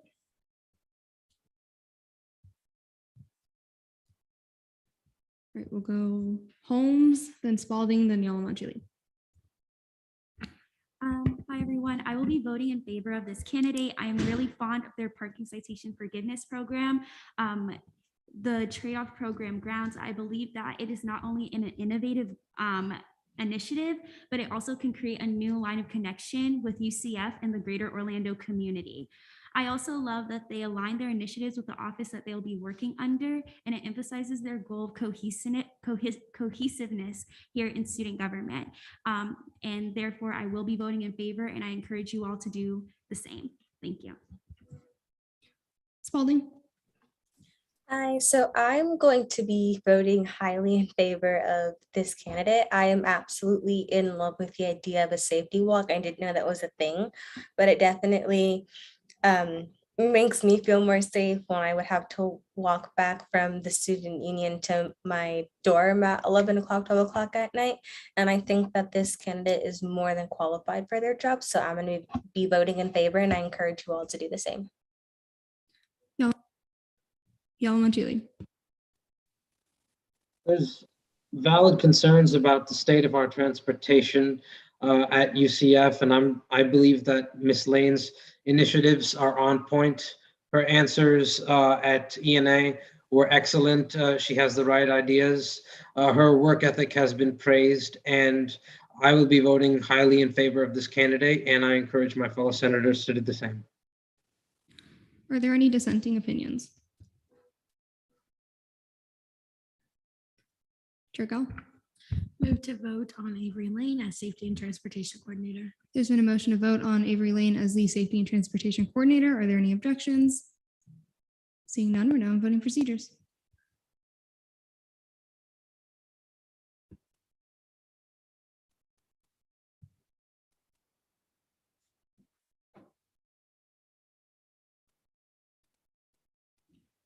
With a vote count of 35 to 1-0, congratulations, Coordinator Lane.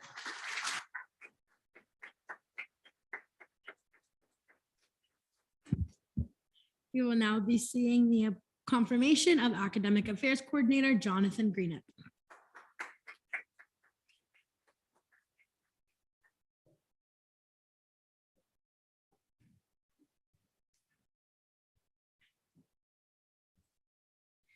You have 5 minutes whenever you're ready. Hi, my name is Jonathan Greenup. I'm entering my second year at UCF. I'm a computer science student of the Burnett Honors College. And while I went to the same lower, middle, and high school for 14 years, it did take me a second to get used to this new environment. I'm very excited for the opportunity to work with student government. Throughout my freshman year, I garnered a passion for this school and quite the intolerance for those who talk down upon it. However, through the complaints of my peers, I began to question if what people said about my beloved school were actually true. I remember my first semester as a freshman, surrounded by a bunch of kids who are just winging it. I remember them coming to me and say, "How'd you get an advising appointment?" I'm an honors student, so I was able to get an advising appointment within a week, but it almost came as a shock to me to hear there were students who couldn't get an advising appointment for a semester or even a year. This became the start of many instances where I would just hear complaints of those of fellow students, just wondering what they had to say, where they were lacking in terms of academics. I remember recently a student coming to me and asking me how to request a transcript. Where this is leading as to why I want to be here, to be a voice for those less heard. I decided I needed to step up and get involved because as a student, you can help people out, but as an officer, you can that's where you need to take it the next step. And here I am in hopes of being your next academic affairs coordinator. What I really hope to do is push forward resources. While students must take initiative, it's on the school, student government, and everyone else to make sure that students have access to academic programs and overall surface level things like how to request a transcript. To me, if just one student is uninformed or feels as though they don't know how to find those things on their own, it's on the school, not the other way around. Between getting to know the deans of all 13 UCF colleges, making connections with many of the various programs and clubs, I hope to make the lives of every single UCF student even just a little bit better or easier. I hope to make students feel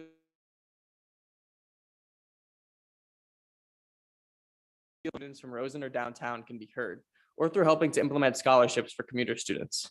I hope to provide opportunity. My proposal suggests adding more college-specific events, as well as expanding outreach so that more students hear what worlds they have the possibility to explore. I hope to shed light on mental health issues and help de-stress students from what can be a very stressful environment. In my proposal, I touch on re-implementing Monday mental health break, as well as adding more individualized mental health events. I hope to make students feel comfortable, whether that be through helping to alter my UCF by working with SBA in terms of adding pronouns, or simply by being there for a student who feels as though their academic needs are not being heard or sought out. All in all, the three-step process I'm working with is to review, listen, build. To first garner an understanding and build the proper relationships, to then listen to the students and hear out their needs, and finally to push forward full steam ahead. Thank you for your time, and I'm open to questions. We're now in line for questioning. Anyone with questions? DeMarla. I was wondering if you had any like specific initiatives on like how to make students more aware of the opportunities that like the academic offices hold and such. Okay, so a few of them, one that I really liked, I wanted to make pamphlets individualized for all 13 colleges and place them throughout different classroom buildings. Personally, I have a Calc 2 class in the engineering building, and there's this poster on the wall, and it says stuff, but you don't remember any of it. Nobody reads them, and maybe some people do. But if there was like a pamphlet in there with information that I could take home, where I could see all the available clubs catered toward engineering students, all the available resources catered towards engineering students, I don't think I'm alone in thinking that would be very beneficial to everyone. And of course, I'd like to prioritize all 13 colleges, not just my own, making sure that every single one has something for them. Right, we'll go Taché and then Castellan. So first of all, to whoever's running the Zoom, the camera for the chamber's been turned off, so we can't see what's going on in there. But for my question, so I'm also in the honors college, and I know that, we get a lot of privileges that most students don't get. So I guess my question is just kind of like, how do you intend on overcoming like the fact that you don't have the normal academic experience of like the average student as far as like what resources are available to you? So like you may not have the same understanding of what the average student may need. I for sure understand that concern, but I think my almost number one priority is to make sure that every single person is heard. I plan on making sure that I have access to at least a student or representative from every single school, and not just from the 13 colleges, but commuter students, off-campus students, just anyone in general. I would like to send an email out to find interested people or interested students to come represent themselves to me. I also would like to, some initiative I wrote down is I wanted to implement an academic town hall where students can come and voice their concerns.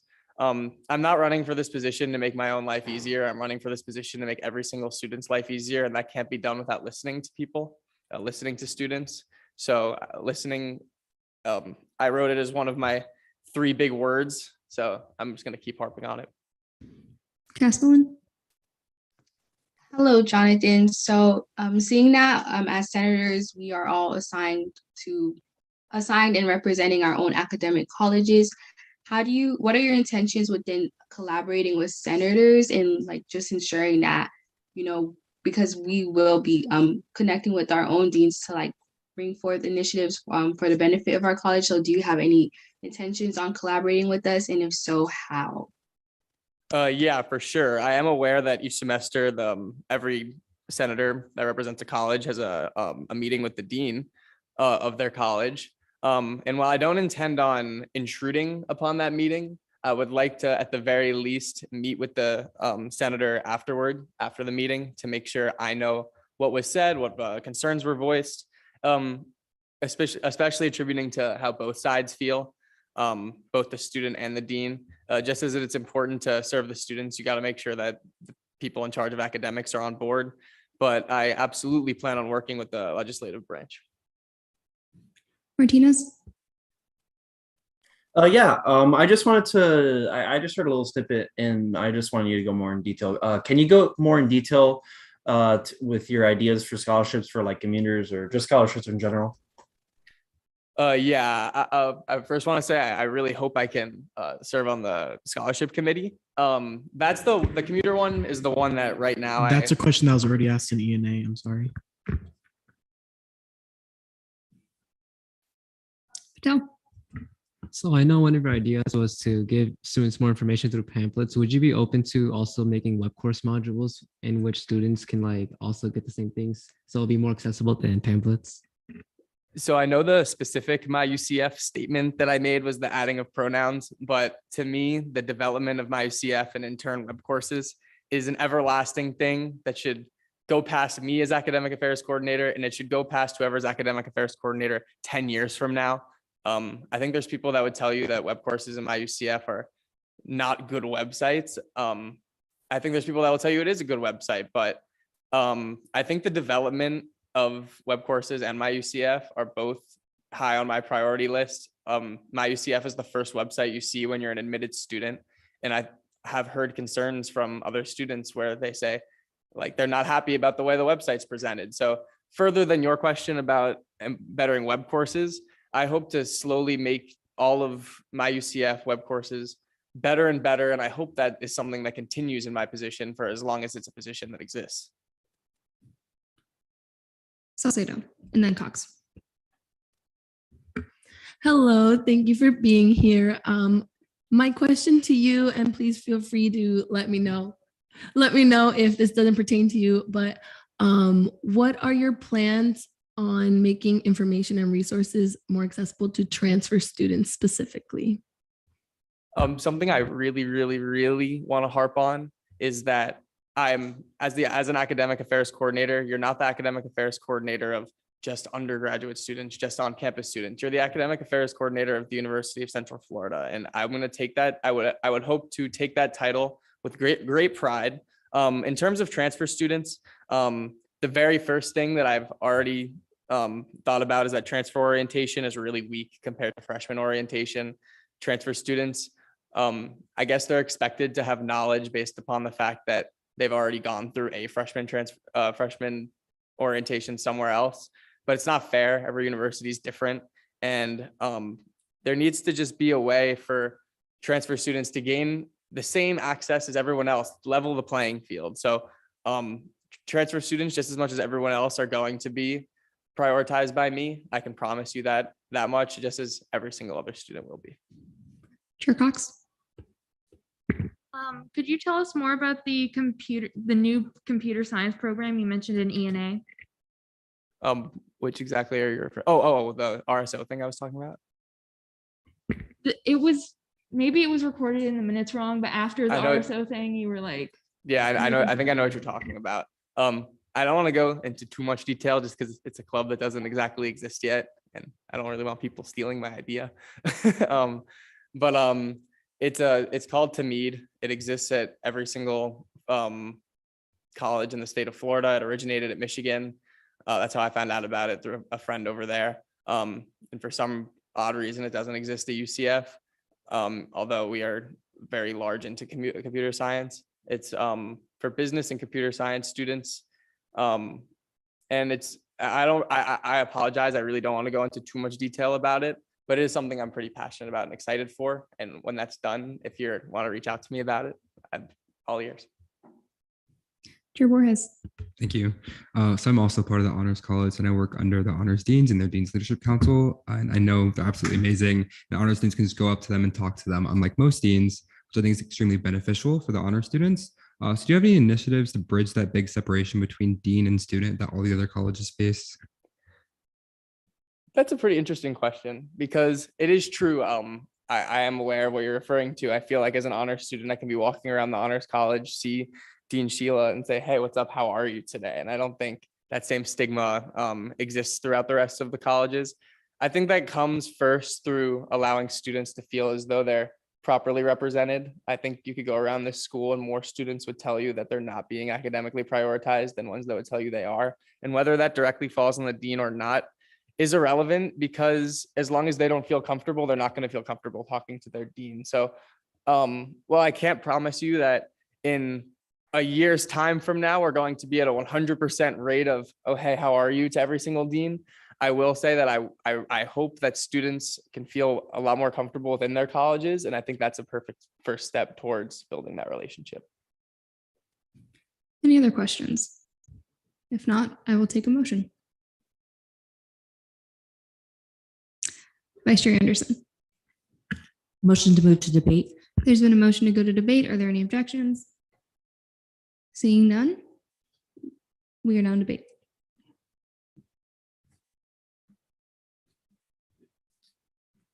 All right, it's going to go Patel and Foster. I'll be voting in favor of this candidate. I feel like all the questions we asked him, he was able to thoroughly answer. Looking at this proposal, he also mentions and emphasized a lot on listening. For this position, I feel like to actually address the students' concerns and be a good leader, you had to be a good listener first. So I'll be voting in favor. Foster, then Martinez. I would like to echo the sentiments of Chair Patel. I feel like this candidate was really listening, even during question, to like the responses that we were giving to him. I think he's a good listener. He seems very knowledgeable. He answered all the questions very thoroughly and even went further and elaborated on it. So to keep it short, I will also be voting in favor, and I encourage you to as well. Martinez. Yeah, I will be voting in favor. I'm a big fan of all of his ideas for initiatives. I think he's done a good job in the Senate floor today. I will be voting in favor, and I encourage all of my federal senators to do so. Any dissenting opinions? Chair Gell. To vote on the confirmation of Jonathan Greenup as Academic Affairs Coordinator. There's been a motion to vote on the confirmation of Jonathan Greenup as the Academic Affairs Coordinator. Are there any objections? Seeing none, we're now in voting procedures.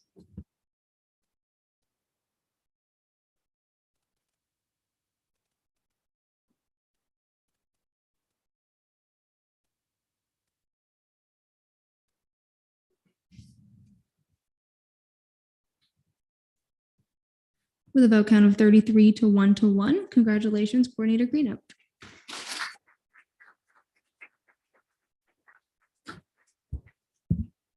We will now be seeing the confirmation of Peter Pham as Athletics Coordinator. I would like to note to the body that there is a hyperlink on his name. That is the most updated version of his AC proposal.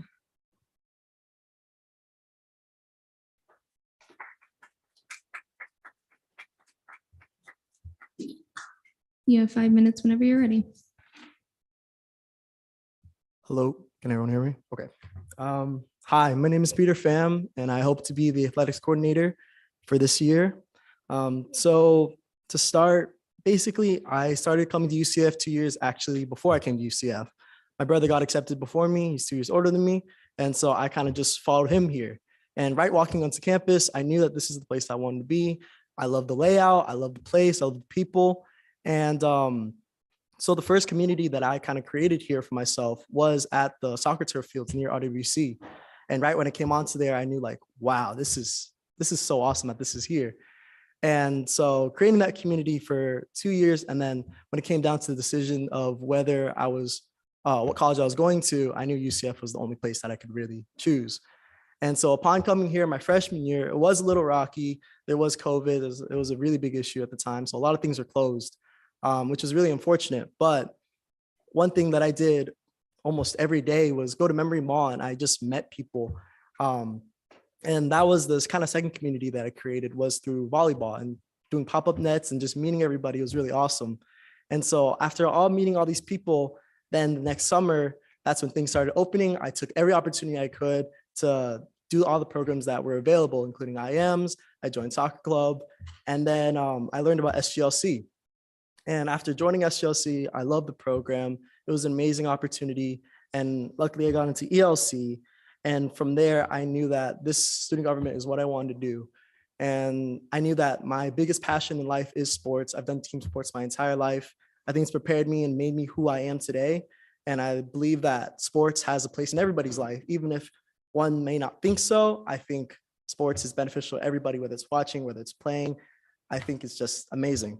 And so upon, if I do get confirmed, I plan on in the first week meeting with everybody that I can. I wanted to create and maintain these connections, whether it's Terry Mojer, the director of athletics, whether it's Alex Sasanaro, Jimmy Skiles, Jeremy Panacos, which they are involved in brand advancement and brand experience. And then especially the people at RWC who I go to very often, whether it's using the basketball courts or whether it's using the volleyball court. Jim Wilkening, the general director, Gary Cahan, Sarah Hunt, Chris Newsom, everybody I want to meet immediately. I want to create a connection. I want to maintain that connection. And I'm just super excited for this opportunity. I yield my time. We're now in line for questioning. Foster, then Wanjan. Hi, Peter. That was a really good speech. I just want to know if you have any connection right now or relationship with the Sports Club Council. So I am a member of the soccer club. And so I am just a team member. I'm not a position in it. So I do have a minimal relationship to them. But I believe that Sports Club Council is an incredible thing. It's student-led run. It's a team. It's a way for you to focus on studies, but also focus on a competitive setting in a sport, which I think is really cool for people that did sports back in high school, whether it's high school team, a club team. I think it's a really cool opportunity. I think it's a really cool program. I would love to work with them more, especially with Chris Newsom, who runs the program. I think there can be changes, especially for teams that make it to nationals. It does have a little bit of hiccups when it comes to transportation. So I think that's something we can work on and make more concrete, but I think it's a great program and I really, really appreciate it. Wanjan. So in your proposal, you mentioned the possibility of offering RSOs funding for attending UCF athletics events specifically, I think you mentioned some sort of competition at halftime. How would you intend to carry out that initiative? And have you talked to anyone who works to fund RSOs about it? So the way that I came up with that initiative is because I know that in sports club, for them, for some lesser known sports or lesser attendance sports, they do get funding for every member that comes. They get like additional funding for the club. And so I thought maybe we can do something similar for RSOs, because people that don't really go to sports as much, whether it's a live sports event or something else, I think that it's because they didn't really want to go in the first place. But if we can get there that first time, I think they'll love it, and I think they'll find a true appreciation for it. And I think sometimes they just need a different kind of motivation to go to it, which would be maybe through an RSO, maybe funding for their philanthropy if they do have one, whether it's funding for the RSO. And since there is limited funding in that case, since you can't give everybody money, I was thinking maybe there's a competition, maybe there's a raffle, maybe there's just a chance at additional funding so that they would be willing to go to these games. And then after going upon one game, I think they'll just love it. And I think they'll just continue to go on from there. Second question. So you talked a lot about like why you want to do it. Where do you plan to get that funding? So I'm not sure how exactly how much funds are possible in that case. I would definitely talk to the people that are necessary, whether it's through Senate, whether it's through the people that I work with in the exec cabinet. I want to be able to do that. Maybe it's not realistic, maybe it's not doable, maybe there is a way to kind of be flexible about it. I'm a very flexible person. Maybe it's something to work with, but I'm definitely open to the conversation and I want to be able to learn more about it. And I think it'll be a great opportunity, but if not, there's a way to work around it, whether it's through prizes, something else, something along those sorts. Temple, 2 questions, if I may, Madam Speaker. you may. All right, thank you. Good evening, Mr. Pham. So I'm looking through your proposal here, and I noticed that under your collaborations with coordinators, you said that you plan on working with the coordinator to help UCF athletes stay on top of their work, be it through tutors or advising. But I recall I once tried to apply for a tutoring position for student athletes. Could you please clarify what you refer to regarding your collaboration with the academic affairs coordinator in this case? It's not necessarily in something that, because it is something that is set. This past year, we've had one of the highest GPAs and for our athletes. So I think it's really awesome. And I think we want to maintain that. I want to be here as kind of like a beacon to kind of help with whatever they need in that case, whether it's special things for the tutors, maybe to incentivize them more, maybe to have them, maybe it's more tutors, maybe it's specifics. I'm not too sure, but I just want to maintain those really good records, because I think academics is really important in sports. It's not just, college students are here for the sports, but then also to get an education and for a future after sports, because sports doesn't last forever. For some it does, but not for everyone. And I think that's really important. Okay, thank you. And then my second question is, I read through the ENA minutes, and correct me if I'm wrong, it says once you didn't have connections with the athletics, UCF athletics, but then you later said that you did. Have you been able to communicate with athletics between your time in ENA and tonight in order to really solidify those connections? To clarify, I did not. I still don't have any direct contact with the UCF athletics coordinator or administration, though I am super excited. I meant it more like I want to create those connections immediately if I do get confirmed, because that is a connection that's really important as my position, though. And so then I just kind of wanted to create a benchmark for when I would be meeting these people and kind of what I plan to do with them upon meeting them. But yeah, I'm really excited to meet them. I've heard great things about them, and I'm really looking forward to that. We'll go Chair Borges and then Vice Chair Robbins. Thank you. Can you read to us the first paragraph of the second page in your initial proposal, please? not going to allow that. Everyone has the opportunity to read the proposal. Good. Okay. Vice Chair Robbins. Hey, can you hear me okay? Yes. Okay, perfect. Sorry. So I'm a student athlete on campus and part of the rowing team, and I have gotten the privilege to do that for the past year, and I've loved it. Something that we are required to do as athletes is to consistently have as freshman athletes, have a certain amount of study hours that we put in each week.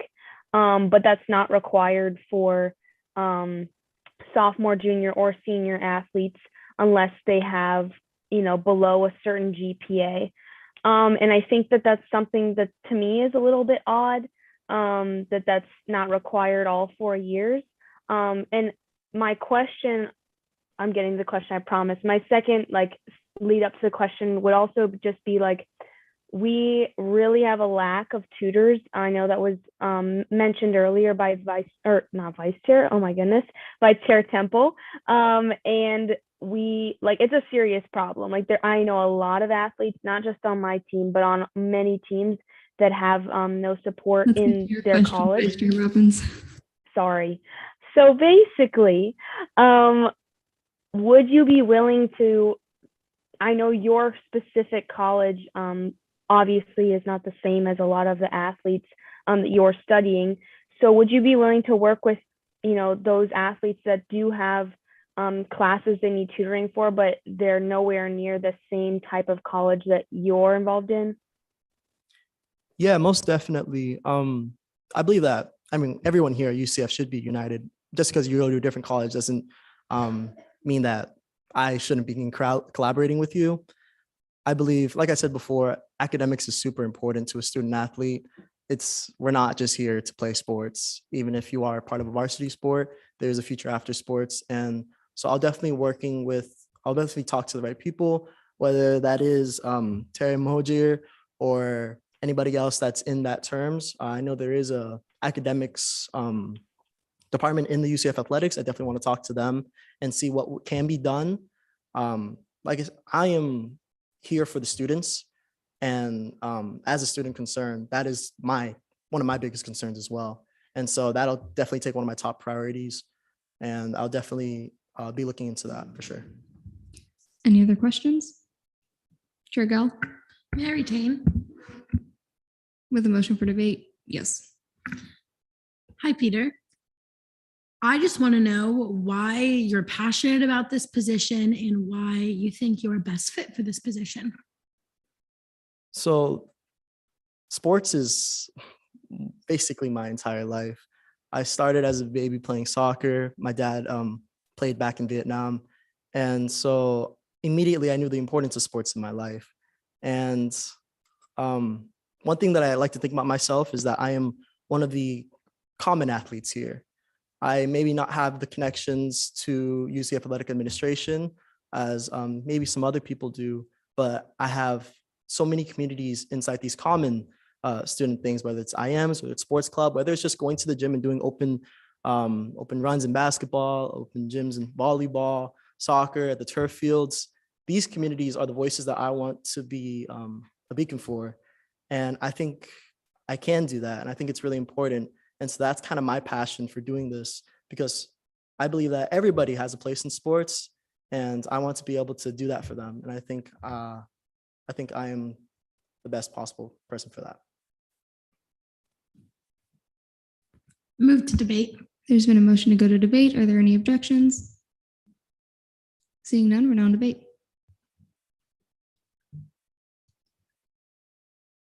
All right, we'll go Borges, Foster, then Yalamanchuli to start.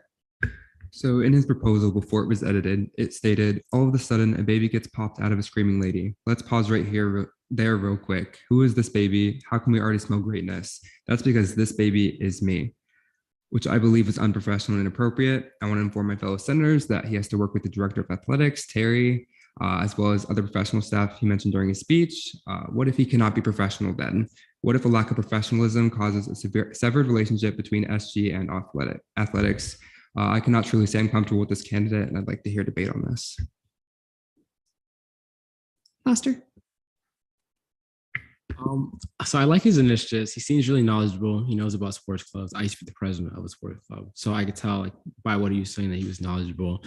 I would agree that what he did say in the paragraph was a bit unprofessional for Senate, but we're all really young, so I wouldn't hold that over his head. And since it was expressed in ENA that it was unprofessional, I don't think he would do anything like that again, especially when speaking to the director of athletics or anyone in that realm. So I like him, and I think I'll be voting in favor. Yala Manchili? I too will be voting in favor of Mr. Pham. I too believe that athletics is not just for those at the top, the people who are very skilled at the sports they're in, that, sports is something to be enjoyed by everyone. And Mr. Peter Pham is an example of that. He is well connected with sports clubs. He knows how things are at the Recreation and Wellness Center, also known as the gym. And I'm pretty sure that he knows what the problems are and how it can be made better. And yes, I do agree that it was unprofessional what he said with that paragraph, but I'm not going to hold that against him. Everybody makes mistakes. It's not a big deal, in my opinion. He has the initiative, he has the passion, and I encourage my fellow senators to highly vote in favor. Thank you. Costas? Hi, everyone. I will be speaking in favor of this candidate. While I understand that paragraph might not have been the most professional, it's definitely not the worst mistake you can make. And I assume that he's understanding right now he can do better. And I know he can, based off the way he answered the questions and the experience that he has just as literally a common athlete. And I know that somebody who is a common athlete and the way he describes his passion for sports, he has initiatives that he will be able to accomplish with the position of athletics coordinator. So I think the paragraph wasn't too big of a turnoff for me. I think his qualifications stand out more than that. And I will be encouraging you all to vote in favor of this candidate, and I hope he gets confirmed. Thank you. Great. We've now heard 3 forms of the same debate in a row. So are there any dissenting opinions from that? Wanjan? I have to express concerns with this candidate just because of my interactions with him in SGLC. He was consistently late to everything. And I just would definitely like to see that improved with this candidate, as well as I am concerned about the lack of connections with actual UCF athletics, not just IM sports and the RWC. So I wanted to express those concerns. I believe I will be abstaining on this candidate. Turgo? Move to vote on the confirmation of Peter Pham as athletics coordinator. There's been a motion to vote on the confirmation of the athletics coordinator. Are there any objections? Seeing none, we're now on voting procedures.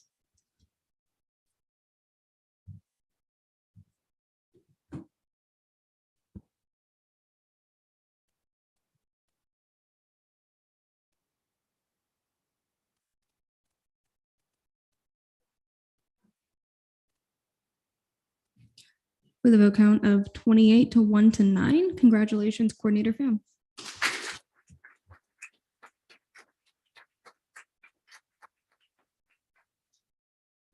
We will now be seeing the confirmation of Colby Smith as digital media coordinator. I would like to note, if you're looking at the ENA minutes and looking at the video, I did put a warning, there's flashing in the video. You have 5 minutes whenever you're ready. Thank you. Can you guys hear me? All right. Good evening, everyone. My name is Colby Smith. This is my 3rd year at UCF. I'm born and raised from Tampa, Florida, and I'm a first-generation student. Before I start, first and foremost, I just want to sincerely apologize for the incident that happened this Tuesday. I had my ENA meeting for this position, and as you know, I'm running for the digital media position. The incident occurred in the meeting where a student with epilepsy was negatively affected by the flashing lights in the video. And during the question, I was asked if there was any flashing lights in my video, and I answered no. After they voted, I made sure to check on her to make sure she was all right. And I apologized to show that it was never my intent to hurt that individual or any individual in that meeting. And to everyone in that meeting, it was never my intention to hurt anyone. and I take extreme pride in safety. As a building manager at the Recreation and Wellness Center, it is my duty to deal with patrons having seizures, cardiac arrests, minor injuries, and it was never my intent to hurt anyone. Our goal at the gym is to make sure it's safe, clean, dependable, it's quality, and it's fun. Just like that, in that position, I'm willing to learn and adapt. I'm constantly learning, and I'm thankful for the opportunity to learn and grow from this and to make sure this doesn't happen again. I've lived an extremely privileged life where no one around me have experienced epilepsy or anything similar, but going forward, I'm excited to use this experience to advocate for students with disabilities and work closely with the disability caucuses. To begin with, as the appointee digital media coordinator, I want everyone that doesn't know about the University of Central Florida to see my vision, an opportunity to make or show the impact student government is making through film. In the past, I've worked with many high school teams in my hometown yearbook, and I've been and helped a Nike commercial that I'm also in. I've also worked with the RWC marketing team, Ashley Allen, and I've shot pictures for Beyond Winston's clothing brand called Her Way as well. I really want to change this position into a more impactful one and take it to the next level. As a man of color, there's rarely any Black man who succeeds in the role in videography or photography. And I want to be a part of that generation that changes that. I heard through the grapevine that previous members in my role have not fulfilled their roles to the best of their ability. I plan to change that and to make sure I meet all the goals and initiatives by closely working with Sierra, the Director of Communications. This year, some of the goals I'm going to accomplish is by showing off the judicial, legislative, and executive branch in a manner so that individuals see more inclusive and that they get involved and make a difference. Like I said in my ENA, I definitely want to work with the different caucuses: APIA, Black, Disability, Hispanic, LGBTQ, and Women's caucuses. I would also like to show off the different opportunities students can make and get involved in, such as the RWC, RSOs, and student government. As this semester begins, I not only want to represent the three branches equally, but I also want to creatively show the impact students can make by joining student government and the opportunities we offer. The reason I applied for this position was to make a difference. Whether or not I do get confirmed, my main goal is to make a difference at the University of Central Florida. 1 minute remaining. Videography and photography is something I have a very genuine passion for. It's something I strive to be better at every day, but I will also be understanding and adaptable through this whole year. This is something I truly enjoy and love, and I hope all of you can see that. I only want to show my love for this art through student government, through video. I yield my time. We are now in line for questioning. Corral, then Cox. I obviously am made aware of the ENA meeting is very unfortunate. However, I just wanted to ask you, how do you improve to educate yourself on different disabilities that can be affected through visuals? Yes. Thank you for that question, by the way. As you know, that happened Tuesday. As soon as it happened the next day, I talked to the director of the RWC, Jim Wilkening. He's my boss. He helped me understand different things. And I also talked to athletic trainers. So they showed me different websites I can understand more of disabilities that happen and that occur during the year, and different triggers that happens to epilepsy students and other people as well. Cox and then Yalamanchili. Okay. Regarding what happened at ENA, you were informed your video had a flashing image within it, which then caused a senator to have a seizure. For those of us who were not there, since it was not in the minutes, could you please elaborate on what happened after you were informed of this? So after the situation occurred, the patron had walked out They moved to debate. They had voted. As soon as I walked out, I went into the office to make sure she was all right. They told me to wait for a second to let her calm down through the situation. I did that. As soon as the situation was calm, I apologized to her to make sure she was all right, because her safety, I didn't want that to happen. So even after I apologized, I wanted to apologize to her again because that was not the goal for my video.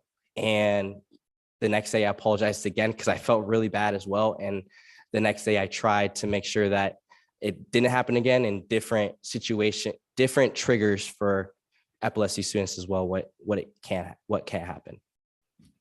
The elementary lead, then Gomez.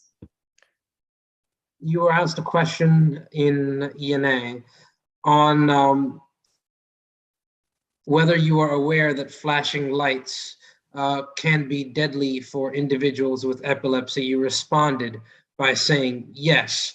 You were not aware of that there was a flashing image in your video. Why did you not fully look through the video before you submitted it to ENA?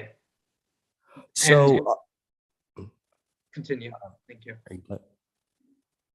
Okay, so for the video, I made it a week ago. What I created was a transition that goes with the clip of the video is a back and forth between no clip and a clip. So the reasoning why I didn't know was flashing lights is because it was a transition to change the scene. So it was in the video, my creation, I didn't try to create flashing lights in the video. It was just it was so fast during the scene. It was a no clip, then a clip, no clip, then a clip. So yeah. All right, we'll go Gomez, then back to Chair Cox, and then we'll take Chair Sevilla's question.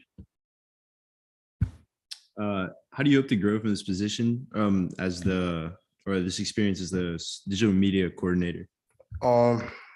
This was a horrible situation, and I'm truly sorry for it. Wait, sorry. I meant the digital media coordinator position.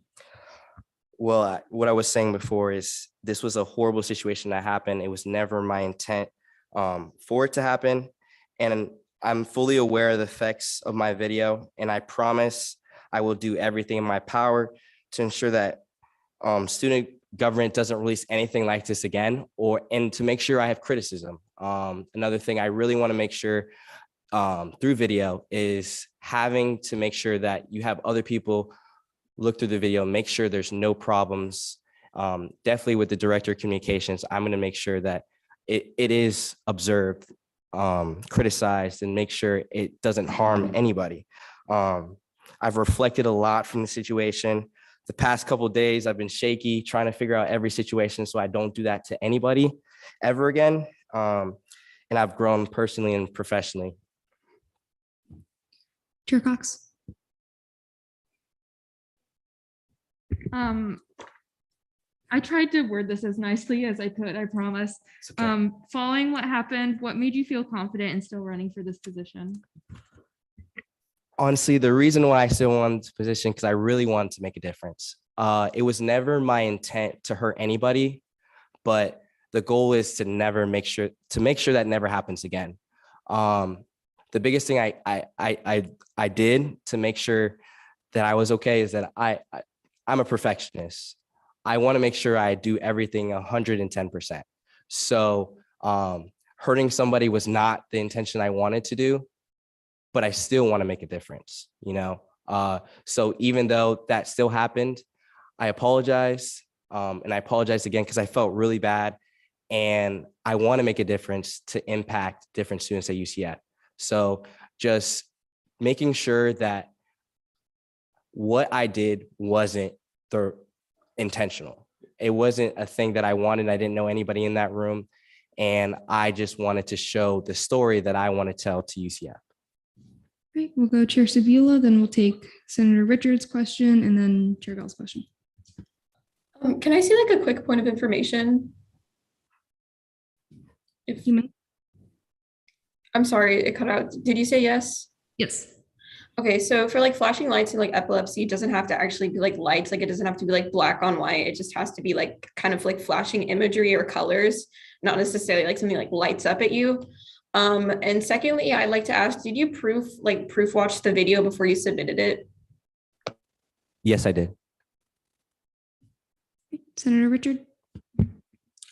Can you name, I'm over here. Oh, Can you name a few as student government resources or messages of student government you'd like to highlight in your content? Yeah, so some of the things I want to do is making a parking and transportation video of UCF, videos for different sports. Some of the things that I talked about in ENA is I want to create headshots for all 72 senators so they can create for LinkedIn. Another thing, the judicial branch, I really want to show them, represent them more accurately. So by creating a video of what the things that they do.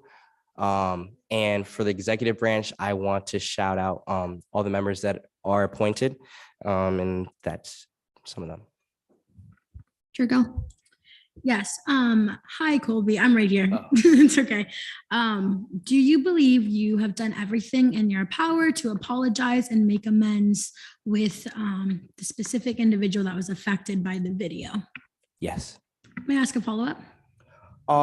Yes, because I was really scared for the situation after it happened, because I was as shocked as everybody else was when somebody else came in the room to voice the situation.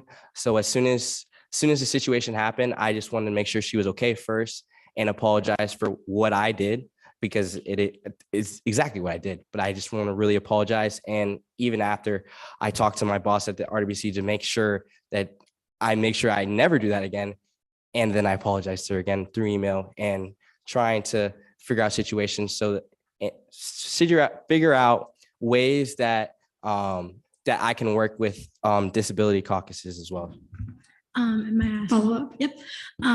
It is not expected for you to know every disorder, disability, any circumstance. Can you say that you will, if appointed to this position, you will work with any caucus or any specific group of students to ensure that the videos we produce for student government are appropriate and within the safety of our students? Absolutely. May I make a motion? I'll take Senator Moll's question. Senator Moll? Yeah, I just want to preface this with, while obviously it's great to cooperate with Disability Caucus, at the end of the day, if you're given this position, it is your responsibility first and foremost. So what other things will you be looking out for? What are the things, disabilities, will you be conscious of when you are making media on behalf of student government in the future? Have you looked into that aside from just the flashing lights? Can you elaborate on that? Yeah, so obviously, you know, you were not cognizant of the fact that including flashing lights in this video could have resulted in this, or at the very least, you did not believe that anything. He did. I apologize. What was that? All right, let's let him finish his question first. Yeah. So obviously, you know, even if you were aware of this fact that flashing lights could cause such a problems, you were not aware that your video contained these flashing lights that could cause those problems. Have you looked into any other issues relating to media that could cause problems for people with disabilities, other than simply this flashing lights question, sort of being proactive about other issues as far as disabilities relate to media, and how you can prevent issues like this coming up in the future, other than specifically this issue of flashing lights? I'll take that point of information, then I'll let you answer the question. Oh, I just wanted to notify that he did state in the ENA minutes that he was aware that flashing lights can cause a reaction to absolute. Great, you can answer. Yes. So for your question, I said yes. Some of the things I've looked up to see to make sure that doesn't happen to anything else. I mean, to anyone else, is to create trigger warnings in my video. Another thing ENA that brought up to me is creating video captions and video transcripts, showing like multiple languages, and alternative text on images too. Chair Warheads, then Chair Patel. Yeah, just stop me if I can't ask this. Were you appointed for videographer last year?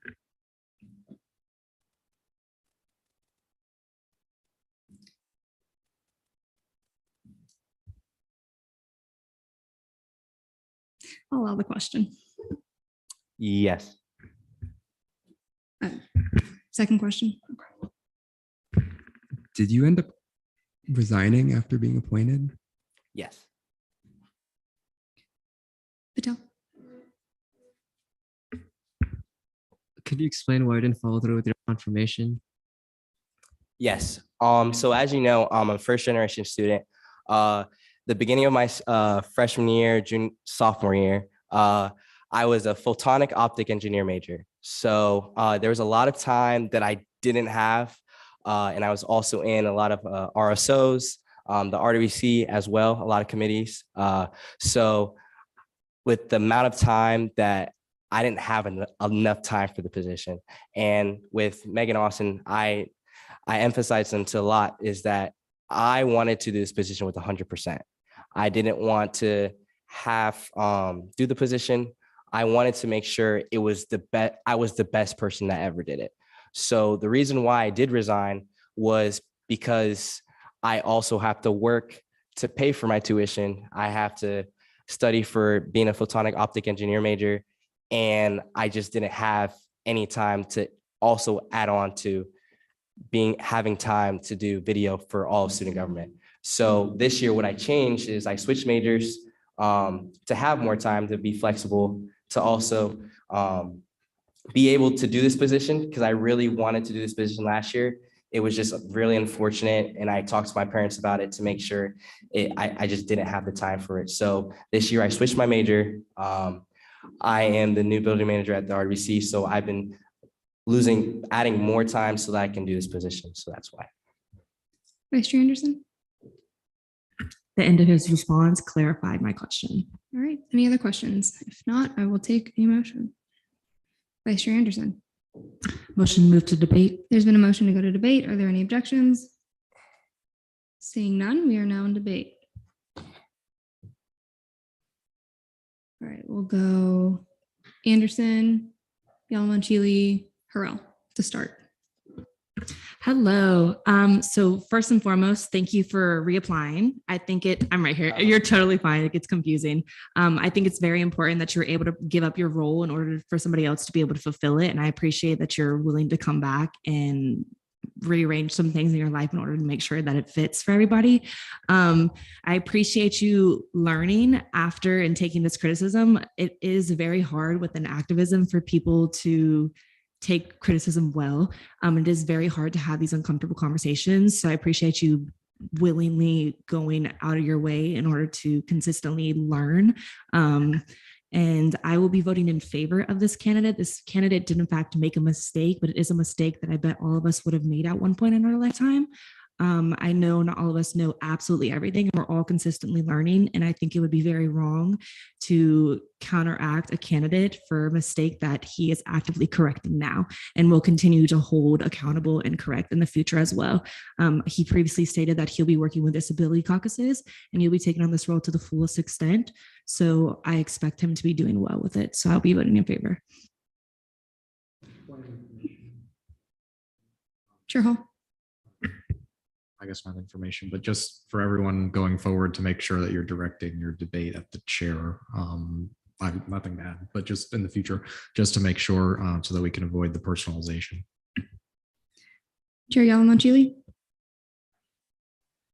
Thank you, Madam Speaker. Firstly, I would like to express my thanks to Mr. Smith for coming over and expressing his case to the Senate. I understand he made a mistake and that he apologized for it.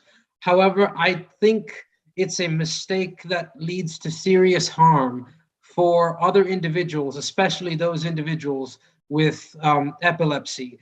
I would like to say that The job of being a digital media coordinator involves recording and editing videos of student government. And I would expect that a person who fills such a job is good at recording and editing videos. The Mr. Smith said that he did not know that there was a flashing effect in the video. He also said that such flashing effect can be deadly for individuals with epilepsy. I don't see how that adds up. I think that when someone submits a video that they feel is going to be seen by many, many people, they should proofread the video before they do that and submit the video. And anybody who watches it, I think it's clear that the flashing effect is there. It's very noticeable at the timestamp 1 minute 53 seconds. I also think that if you are to be good at editing a video, if you did not have the intention for that flashing effect to be there, I think more care should have been taken to ensure that the flashing effect wasn't there. And with a mistake so consequential related to the work that the digital media coordinator will be doing, I will not be voting in favor of Mr. Smith, and I encourage my fellow senators to do the same. Senator Harrell. Yeah. So I would first like to say the situation that happened at ENA is very scary, stressful, all of the above. I would like to also bring attention to a point he had made, that he was not aware that it could be used as a flashing effect since it was going from no clip to a clip to no clip. And someone who doesn't know epilepsy to the extent of doing a bunch of research, if they only know that flashing can affect it, that can definitely be misunderstood. I definitely think that this was a huge mistake. Don't get me wrong, but I don't think that we should hold that against him just because he does seem extremely passionate of showing the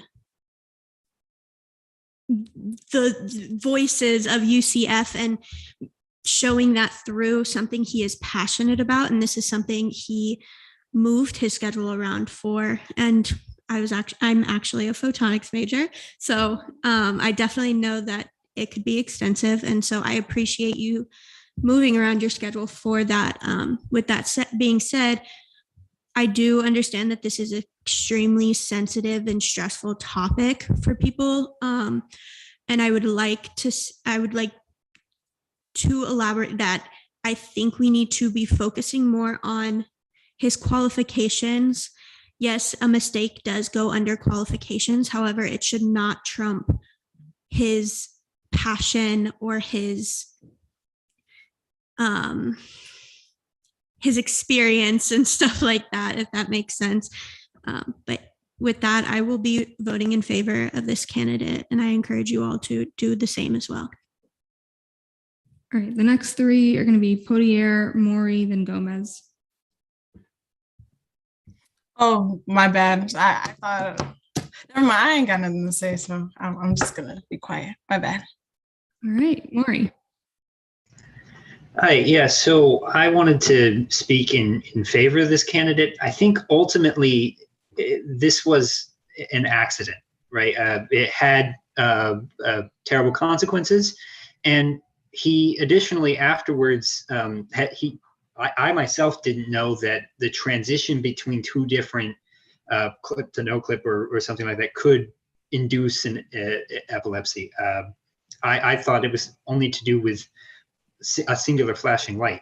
So I think that ultimately this was an accident, and he immediately tried to apologize and made up for the fact, and then additionally went and by his own admission tried to look at different ways that he could make videos that are produced more he tried not to replicate this mistake again and went farther into other disabilities. I think holding that accident against him is unfair to the candidate. At the end of the day, I am sorry that this event happened, and it's tragic, but I think that he ultimately did the best he could to try and repair it under the circumstances. So I'll be voting in favor, and I think he's more than qualified, and everybody should do the same. Senator Gomez. Hello, everyone. Today, I will be speaking in favor of this appointee. Through his presentation, I've acknowledged that he has passion for this role and is more than qualified for the digital media coordinator title. He's an active member of our campus community, and I've had nothing but great encounters with him. I've seen him managing at the RWC, spreading positivity, and I've also seen him at community service events such as a Best Buddies event and a fundraising event for the United Service Organization, to which all the money was donated for our troops. Colby has constantly shown me he has active listening skills as well as leading with kindness in every role he has had. It is very clear he meant no harm with this presentation, and it is an experience that I know he has learned from. Moving forward, I know this appointee will use this as a learning experience to advocate for all students. I have full faith in Colby Smith, learning from his mistakes and growing from them, as well as excelling as the digital media coordinator. I put full faith in Daniela and Zelly to pick the best of the best.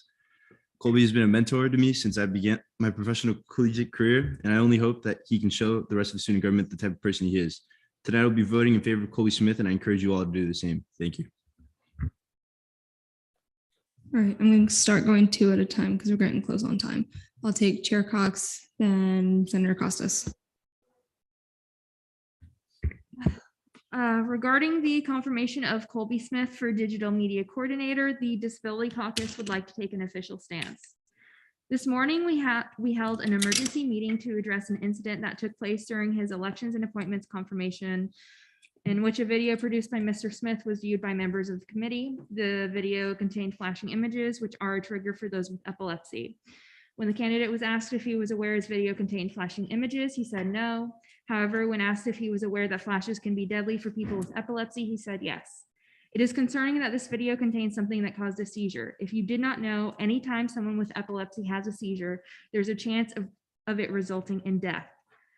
How could the candidate not know that something he created contained something he knew was deadly? Imagine the impact if this video had been released to the student body. Our job as the Student Body Senate is to confirm people into these positions that are not only qualified, but can represent the student body.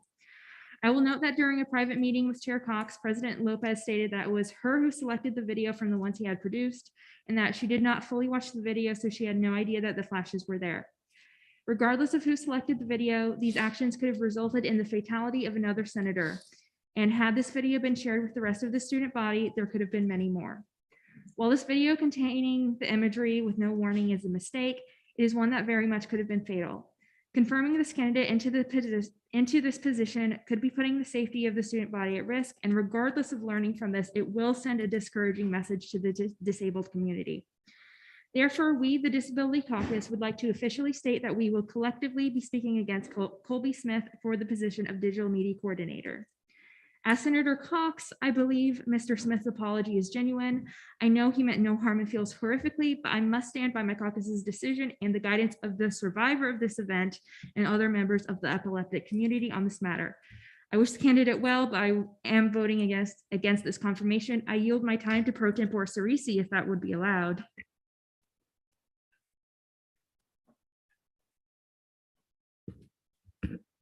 Hello, everyone. I will be speaking against this candidate for the position of Digital Media Coordinator. Unfortunately, at this week's ENA meeting, I watched a video this candidate created, which contained flashing images and resulted in me having a seizure. As I stated before, I live with epilepsy and am one of the 3.4 million Americans that have to live with this condition every day. Flashing of any kind is a trigger for epileptic seizures, which always have the chance of being fatal. So much of my work in SG has been dedicated to raising awareness for epilepsy, from winning the Black and Gold Project with an epilepsy awareness event to creating the Disability Caucus, and finally writing a resolution that advocated for the reduction of flashing lights on campus and established warnings at events that contain them. The reason I do this is that there is such a lack of representation and understanding of this this community and the disabled student community as a whole. I truly hope no one in this room ever has to experience this condition, as it is so much more than just having a seizure and worrying about staying alive. It takes a serious toll, not just on mental and physical health, but can even cause brain injuries. A few years ago, I attained a traumatic brain injury from a seizure and have been recovering ever since. Thankfully, the seizure I had this past week didn't set any progress I made back too far, but I am experiencing some memory problems. That's why I'm so cautious about avoiding triggers. Same with most of the members of the community. The video shown had no warning, so I was unprepared to protect myself or know not to watch. I know this was not intended out of any malice whatsoever, and I hold absolutely no ill will towards this candidate at all. However, I in good faith cannot vote yes on this candidate after the experience I had on Tuesday, and I hope you all understand. Senator Costas. Hi, I'm on the screen. I was planning on voting yes on this candidate, but hearing some of my colleagues' sentiments, I am leaning towards abstaining. I am torn because I understand that this was a much bigger mistake than the previous candidate's paragraph. This was a serious mistake. And it was a life-threatening mistake. And I think this candidate realizes that, and it's hard to overcome that event, the day after. But I think there are qualifications that this candidate does have and possess that would be useful to this position. And I know after making this mistake, at least I would hope, if this candidate is confirmed, that he does take more serious measures when releasing videos, and publishing any images on student government websites, and things of that nature. But I do believe this candidate does have a lot of potential, and I just want you all to vote your conscience on this candidate. But I will say this candidate does look like he would do a good job as the digital media coordinator. Martinez. Okay, well, before I say what I'm going to say, I want to digress that I fully believe that it was an accident, and I'm not at all going to shame him or try to make him feel like a bad person. I don't think he's a bad person at all. I think he legit just made a mistake. And I also do believe that if he is to be voted yes, that I do believe that he will, in good faith, put all of his effort into making sure that nothing like this ever happens again, or that he's not gonna, that this is a one-time situation, and that he'll be more cognizant of not just the needs of the epileptic community, but the disabled community as a whole. Now, when I say this, I still do believe that at the end of the day, rewarding this group with a paid position. My apologies for cutting you off, but the allotted time for debate has elapsed. Jergal. Vote no.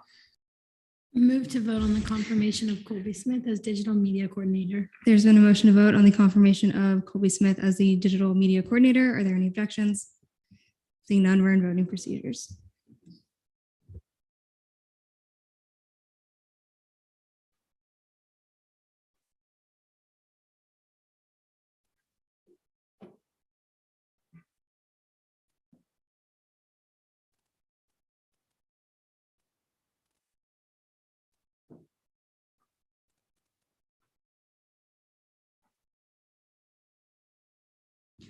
With a vote count of 13 to 10 to 16, the candidate does not pass. Thank you for your time, Mr. Smith.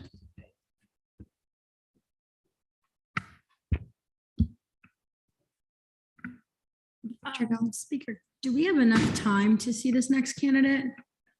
We'll make it quick. All right, move for the confirmation of Stephen Urched for Comptroller.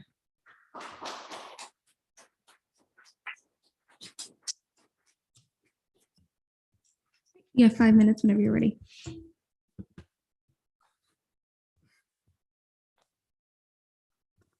Good afternoon, or good evening, everyone. First and foremost, I want to apologize for not being able to speak here last Thursday.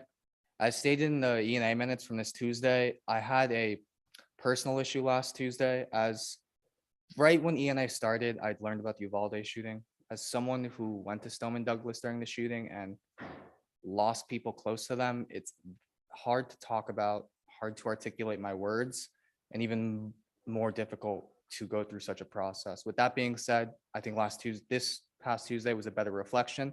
I think this is a better reflection of who I am, although I still don't think you're getting the best reflection of who I am as a person. With that being said, allow me to reintroduce myself. My name is Stephen Arched. I'm an accounting major here at UCF with a minor in philosophy. Going into my senior year, and throughout the past 3 years, I've accumulated vast fiscal experience. I've worked as an audit intern, where I audited millions of dollars for profit and not-for-profit companies at a regional public accounting firm, directly related to my position as chair of the finance office. I also was treasurer for a local organization. I managed, created, and allocated $250,000 to various committees and heads, similar to the way I'll be working within the ANSF budget committee. Additionally, I worked for a Fortune 25 company, Bank of America. I utilized the software Workday, the new software being implemented in July, something that not many people have experience with, something I spoke to the accountants about, and something I find to be very unique and valuable I can bring into this role, in addition to my audit experience, which I don't believe many people can bring into this role. Additionally, I have over 2 years of experience as a legal assistant for an estate planning firm in South Florida to further emphasize my professionalism. Additionally, I'm involved on campus in the Burnett Honors College, the wrestling club at UCF, the Brazilian Jiu-Jitsu club at UCF as an assistant instructor, and an avid member of the RWC. When I chose to be in student government, I wanted to utilize the skill set I've cultivated over my 3 years at UCF and put it into action in a way I could help students. I felt this role was best for that, and that is why I applied. Additionally, as a Cuban Filipino American, I don't really see many people of my race or background in executive positions or leadership. It's something I hope to do so I can influence people similar to me do the same thing. Additionally, some of the goals I would have if confirmed are to make sure the budget is spent to its entirety. I plan to do this by communicating effectively with all the fiscal chairs and to be at every Senate and fiscal meeting possible. Additionally, and most importantly, if I was confirmed, my first 30 days would put heavy emphasis on the recreation of a database that is going away effective July 1st. The database that the fiscal chairs use, especially ORS, that contains the budgeted amounts, the reverted amounts, the amounts spent, unspent, and the reversion rates, which are integral for ORS to create sanctions for, is going away. I've talked to the advisor and accountants about this, and it's something we're all working together to find the best possible solution because it is no easy task to create. So that is my utmost concern. Additionally, in the past week, I've spoken with the current FAO chair, who was the past CRT chair, the past ORS chair, Maddie, the current ORS chair, Temple, our advisor, the accountant, Jerry, one of our accountants, Jerry DeFord, and I've communicated with them my abilities, what I bring to the table, how I think I could help, what I could do to better myself so I could help them. And I believe I can create a really good working beneficial relationship with each and every one of them. Additionally, I want to put emphasis on every internship I've had. You are taught that you have to hit the ground running. You need to learn immediately as you start. And if you are unable to, you sadly do get fired. That has never happened to me. I have excelled in my ability to learn as I go, to learn fast. And I'm confident in my ability to adapt, overcome, and learn extremely quickly. With that being said, I want to emphasize fiscal responsibility, and I want to emphasize using my skill set to create the best possible environment for UCF students. That is my utmost goal, and that is the sole reason why I applied for this position. I yield the rest of my time, and I'm happy to answer any questions relevant to my capabilities to do this job. We're now in line for questioning. Wanjin. So this is a situational question. Okay. It's a little long, so please listen carefully. So currently there is a single RSO using most of the funds for the OSI fund intended to allow RSOs to pay for captionists or interpreters if they're needed. The RSO has been consistently using this fund to pay for interpreters at their GBNs and such. Senate, and specifically Disability Caucus, is very interested in encouraging them to seek funding through Senate instead of using the majority of this fund that is intended more for emergencies and last-minute accommodations than for planned events. The RSO will also likely need more money over the year than they can get from FAO, so they may have to get some of the funds from OSI. Can you please describe how you'd go about this and any issues you may encounter in trying to come to a solution? I sincerely apologize for this, but can you please repeat it? I could not hear you. Yes, of course. Currently, there is a singular RSO using most of the funds from the OSI fund intended to allow RSOs to pay for captionists or interpreters if needed. The RSO has been consistently using this fund to pay for interpreters at their GBNs and such. Senate, and specifically Disability Caucus, is very interested in encouraging them to seek funding through Senate instead of using the majority of this fund that is intended more for emergencies and last-minute accommodations than for planned events. The RSO will also likely need more money over the year than they can get from FAO, so they may have to get some of the funds from OSI. Could you please describe how you'd go about this and any issues you may encounter in trying to come to a solution? First and foremost, I want to emphasize I would not be doing this decision on my own. I would be talking to the advisors and the chair to get a better understanding of the situation, because I don't want to create or say any ill-advised opinions or actions. I don't believe that question represents whether I'm capable or incapable of doing the position. It is something I hope to better myself at and better understand it, because at this point in time, I would rather be completely honest and say, I can't give you the direct exact answer to this, and I don't think it represents whether I'm capable or incapable, than give you an answer I believe it best represents my ideas thus far. Because in my opinion, any ill-advised answer is not the right answer. We have ample resources, ample chairs, ample advisors to talk to make sure the correct decisions are always made and always stated before being told back to the RSOs. With that being said, I also want to re-emphasize the point, although it's not completely relevant, that with this new software implementation coming, RSOs are going to need to be taught how to utilize the software, how to utilize the new forms, since purchase request forms are going away. And I think that my experience using the software, in addition to working closely and communicating very carefully with the fiscal chairs, Senate, and the advisors, will help me do this role most effectively. Chair Warheads, May I ask all three of my questions? you may. The first one, can you explain why you have editing access to student government documents as a non-SG agent? Yeah, so I had no clue I actually had that. I don't think I'm even able, whoever gave me editing access, it's not like I can just say, hey, I'm gonna take editing access to my knowledge. I don't know what I would use the editing access for right now anyways. I do apologize on behalf of whoever did it. I truthfully can't tell you who did it. I don't think I even have the ability or power to just obtain editing access. I don't know how it got there. I was just told, here's all the documents that could help your case for Senate. Whether they gave me editing or viewing access, it was unbeknownst to me. So I would like to apologize on behalf of whoever did that. For my second question, in ENA last week and today in your speech, you said you would work to make sure we use all of our funds entirely. Despite the only way my committee can use all our funds is by students requesting more money. Now that you have sat in CRT yesterday, do you have any notes for me on how to use all my funds now that you see how my committee works?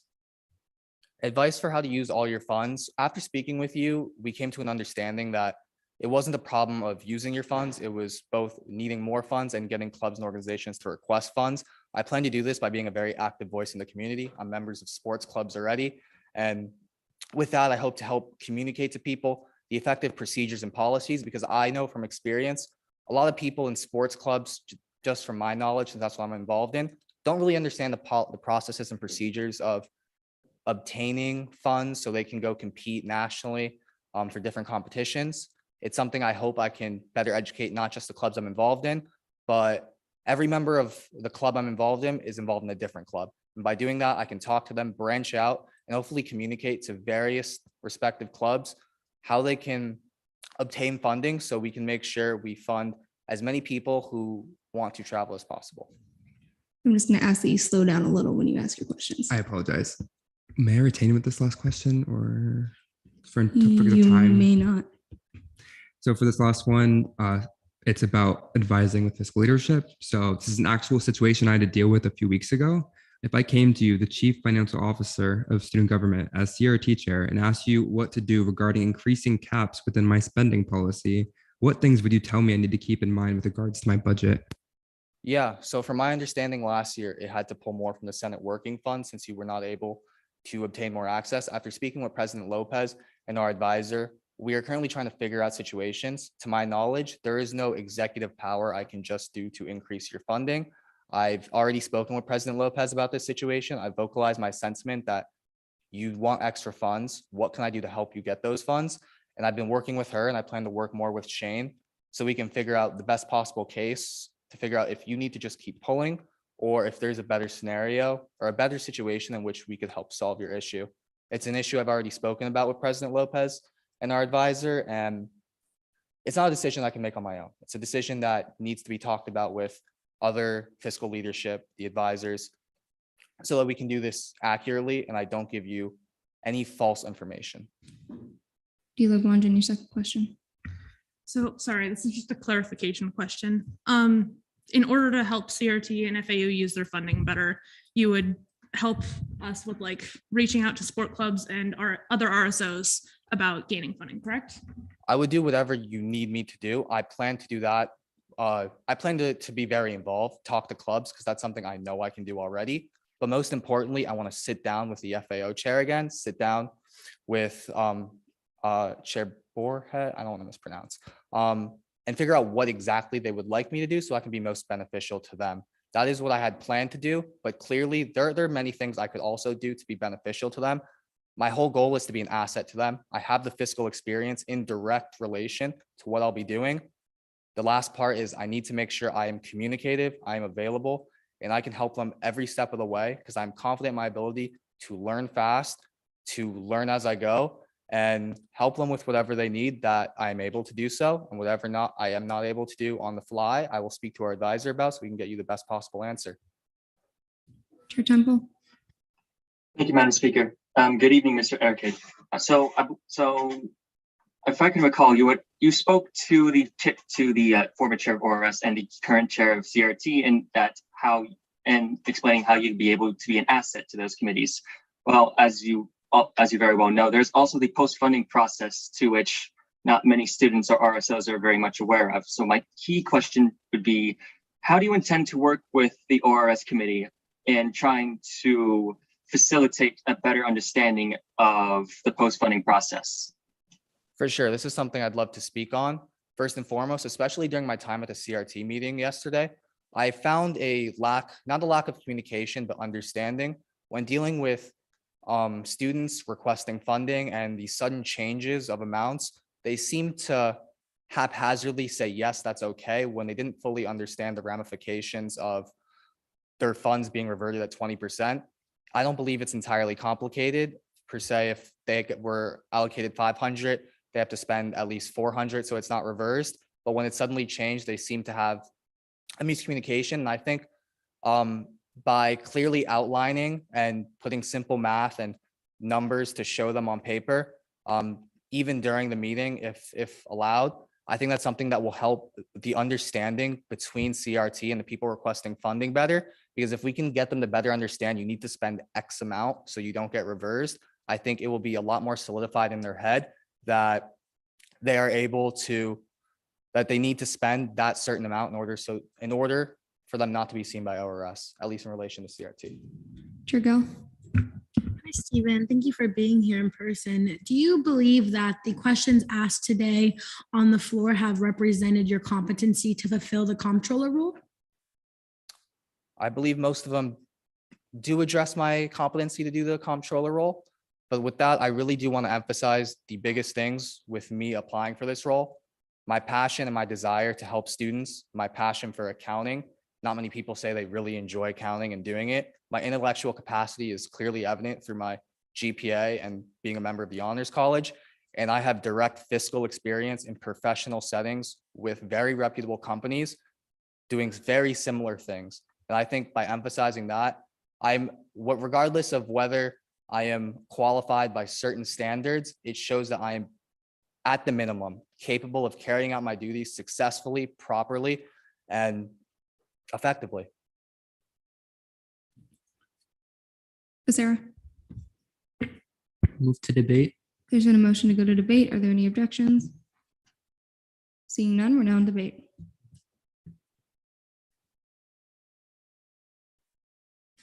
All right, I'm gonna go Podier, Millington, Cox to start. All right, cool. So Sir Stephen is, sorry, I called you by your first name. He's really cool. He's really qualified. I had a conversation with him during the CRT meeting, and he spoke things very clearly and very he was very Yeah, he know how to communicate very well. As you can see, like he answered each of y'all questions very clearly. Like he knows what he's doing. I definitely will be voting in favor, and I think y'all should do the same. Chair Millington? Yes, so I wanted to start by saying that I did get the chance to meet with this candidate in the previous week, and he was very into seeing what I was looking for as far as how he could advise the fiscal chairs, and he seemed very open to being adaptable. When we spoke, he had expressed that he had talked to an advisor to reiterate his fiscal knowledge after concerns had been brought up in the first ENA meeting. And in our meeting, I also went through some of the possible concerns that were brought up, and he did alleviate my concerns and made it clear that he was going to continue to go more in depth with Title VIII knowledge. So I'm going to be voting in favor of this candidate. And I also just wanted to kind of touch on the question about the ASL translators that was brought up earlier. I want to say that I don't hold his answer against him, as we did talk about this with fiscal leadership, and we didn't come up with a solid conclusion either as a group. So I'm not going to hold that against him at all. And I will be voting in favor, and I encourage everybody else to. Chair Cox? Okay, I am going to be voting against this candidate on the grounds that his interview was done after a senator literally had a seizure during the meeting. During debate, at least one senator expressed that they were too concerned about her to focus on doing their job. The meeting should have ended considering the medical emergency, and this candidate should not have been interviewed until next week. The meeting continuing afterwards is an accessibility Let's keep the issue. debate toward the qualifications of the candidate. The editing access thing is also pretty concerning. All right, we're gonna go Temple, Sarah Borges. Okay, so very similar to what to Chair Millington's debate, I did get the chance to meet with Mr. Erkid, but after he had been seen through ENA. I just want to make that clarification very clear. With that being said, our conversation was, although short, it did kind of give me an insight as to what he could do should he become comptroller, and I am more or less impressed by what he offered. He did say that he wanted to reach out and maintain a strong communication with me and the rest of my committee, which is a absolute must, considering that post-funding is a major concern in terms of how not ill-informed, but unaware most students are. So in that regard, I would vote in favor of Mr. Erkid, provided he does also come up to speed with our current fiscal policy, because I'm aware that although he does have a lot of experience regarding external auditing with other organizations, I would like to preface that fiscal policy for UCF student government is something of a different beast, but I think he'll be more than capable of adjusting quite properly, provided he does become comptroller tonight. Chair Borges? Thank you. Just for everyone's clarity, what I personally believe he could have explained to me with regards to that advising question I had is that in relation to pre-COVID years, CRT used to use all of its funds. For the 2020-2021 fiscal year, which was approved prior to COVID, it was $700,000, a $20,000 increase from $680,000 the year prior, due to the fact that the budget was being used in its entirety and the ANSF Budget Committee chose to increase it. In addition to this, it was important to note that FAA used to have to give their funds to CRT, which you did mention, when they ran out, and most of that additional money was also used. Now, CRT's budget is $620,000 due to the ANSF Budget Committee deciding that not all the money was used and should go somewhere else. But one of the main reasons it was not fully used was because COVID reduced student requests, prevented travel, and canceled conferences. Because Let's of keep this the cut, debate toward the qualifications of the candidate. this goes into that. We're doing COVID being less and less of a barrier. Students will be going to more conferences and traveling less than pre-COVID. Therefore, he should have advised me that while this could help individual students get more of their expenses covered, my committee should only make small increases. The funding caps have maxed out the CRT budget before. And it is likely to happen again this fiscal year. The sooner we max out the fewer students we could fund throughout the year, and that is our main job. So ensuring these caps are made in accordance with our fiscal quarters and with the trend of our budget and students' requests is important. This is an extremely important thing I would need the comptroller to help me out with. And I'm sure a lot of your Slow down a little bit. sorry, I don't have a lot of time to debate. I know this is a lot, and it is a lot, but but that's because the person advising fiscal leadership has to know a lot. I need more than the answer he gave me to make such an important decision with my fiscal policy. I need all the information I just mentioned to truly make a good and informed decision. And when faced with this conflict, I was able to figure it out, but it would have been better if I had a comptroller to advise me. And at this point, I don't believe this candidate is able to do so. If he becomes comptroller, he'll be getting paid $2 more than fiscal chairs and nearly double the number of hours per week. And for 9 additional weeks per year, fiscal chairs are able to earn $4,608, while he can earn up to $10,800 as comptroller. Let's keep it toward the qualifications of It the is, candidate. it's coming there. 2.34375 times higher than a fiscal chair, proving to me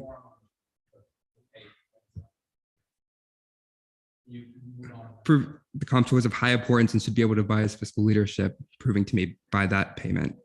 I've been advising myself, the FA chair has been advising herself, the ORS chair has been advised by the DLEG and himself, and the DLEG has been picking up the slack when it comes to being the bridge between Senate and the NSF business office. I'm going to be honest, I shouldn't be explaining what fiscal policy is to someone getting paid a lot more than me and advising me, someone who's supposed to be Chair chief. Bohr has your debate for the qualifications of the candidate. Yeah, I understand. Supposed to be the chief financial officer of student government. For example, in ENA this week and today, he mentioned trying to help educate sports club to receive funding. However, with the Control F, mentioned during committee, he could have seen that we cannot fund sports clubs as they already receive ANSF funding. Like I said, I am advising myself and don't believe I should have to do so due to the fact I have attended fiscal committees for months. Chair Bohr has debate for the qualifications of the candidate. This all relates. You have 2 minutes left. Yeah. Debate the qualifications of the candidate, or else we are going to move on. Okay. I put in a lot of effort, including going to the 20-hour budget hearings to make sure I was prepared for this role, something that in comparison, when it comes to his qualifications, he has only spoken to a few members, which is not equating to going to these meetings for months and going to the budget hearings. And I still have more to learn. I'm trying to skip through the parts that aren't directly related. To be completely honest, I do like experience with money, but when I have to see real student government experience to truly feel comfortable with the comptroller. I understand that the president would have to reopen allocations and it could take months. However, I'm fine with waiting months. This position overlooks over $2 million of funds for student government in addition to other things and doesn't have, and to me, it seems like it doesn't know a lot about how the $1 million of that, which comes from CRT and FAO, is actually allocated. This position is the chief financial officer of student government. And to me, this candidate is not qualified to advise me. I will be voting no. All right, we're going to go Wanjin, Yalamanchili, then Maury. Yes, so I would like to point out that the candidate completely failed to answer my question, which is a situation we are currently dealing with, as Chair Millington stated, and that I mentioned in my announcements today, and that myself, our fiscal chairs, and our advisors are currently working on. I truly wanted to see his thought process on this question and see the issues he saw in the situation, because there are many and it's very difficult to deal with. I would normally go to the comptroller for assistance on this, but he could not give me any issues or ways that he would advise us to go about working on this issue. I cannot emphasize enough that this is an issue I would have gone straight to the comptroller with after having the initial discussion with the Disability Caucus chair and Shane, the director of OSI, for assistance. I brought it to fiscal leadership immediately, and we had a meeting with all the fiscal chairs, Shane, the Disability Caucus chair, and myself this morning. The fact that he did not even attempt to give me an answer to my question makes it very difficult for me to believe that he would be an asset to fiscal leadership in the ways we would need him to be. He also clearly seems to think that Senate can fund sport clubs, which is something he should be able to find by using the fine function he heavily relied on to support his lack of certainty on Title VIII on Tuesday night. This is a basic thing that all fiscal chairs should be aware of, and the idea that he would go and advocate for clubs like the wrestling and BJJ sport clubs to apply for Senate funding is incredibly concerning to me and should be for all of you as well. I cannot vote in favor of this candidate. Yalamanchili. My sentiments echo the sentiments of Senator Wanjin, and apologies, DLEG Wanjin, and I have nothing else to say, really. Senator Maury. I think that this candidate has a lot of what seems to me pretty high bar like qualifications. He's done a lot of like actual work in the industry, and I'm very confident that he could definitely like catch up and become familiar with all the things that he needs to do in the time allotted. I don't really understand what this Google Drive access has anything to do with this nomination. I don't even understand why it's really a problem. Other than that, I don't really have anything else to say. Foster, Becerra, Gill. Keep it quick since we don't have a lot of time. I originally sat in the first ENA meeting when he was being seen. I didn't think he could answer any of the questions competently. However, I do think he's very bright when it comes to fiscal, but not student government processes. Also, the answer about control effing Title VIII was really concerning to me. I voted for the AG last week based on qualifications because she knew the statutes like the back of her hand. I'll be voting no, and I encourage you to as well.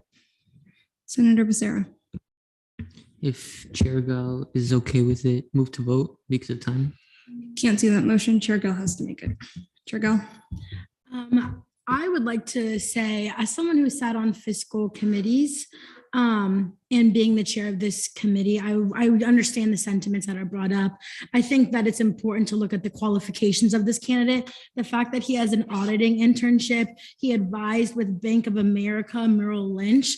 I think that it's fair to say he doesn't have the fullest understanding of student government, but honestly, working in these big banking corporations, I feel like their fiscal policy is probably a lot harder to learn than ours. I think this candidate is more than qualified. He's handled a $250,000 annual budget with his fraternity. I think a lot of this debate is centered around, I think we're missing the point of the entire comptroller's responsibility. While they are an advisor for our legislative branch, I think it's important for him to grow in that. And I want to echo the sentiments of Chair Millington and Senator Temple, who said he took the initiative to really meet them and took the initiative to be in CRT, which I cannot say the other comptroller did as actively before he was even confirmed. I think this shows his passion. I think he is more than qualified for this position. I think we need to look at the bigger picture. If you look through the ENA minutes, he has a deep understanding of this position, whether it's the intricate details. Not all of us are going to know everything. And I think that he has shown dedication to learning this position, and he is dedicated, he is qualified. And while I hear the sentiments of Chair Borges and Senator Wanjin, I don't think that it is a large enough sentiment for us to deny someone who is more than qualified. And I will say, in ENA, we had the opportunity to see the other candidate that was considered. I can say wholeheartedly, he is the most qualified candidate. And frankly, I think we need a comptroller. I think he is adequate. I think he can do a phenomenal job solely based off of his resume. I think he gives clear, concise answers, and he didn't know the answer to Senator Wanjin's question, but I respect that he's not willing to give an answer that is wrong, that he is willing to consult with people who might know the answers before giving us a wrong answer. I think that there's power in that. I will be voting yes, a strong yes, as someone who has a deep understanding of fiscal, and I encourage you all to do that. Gill. May I make a motion? Move to vote on Stephen Orchard as comptroller. There's been a motion to vote on the confirmation of the comptroller. Are there any objections? Seeing none, we are now in voting procedures.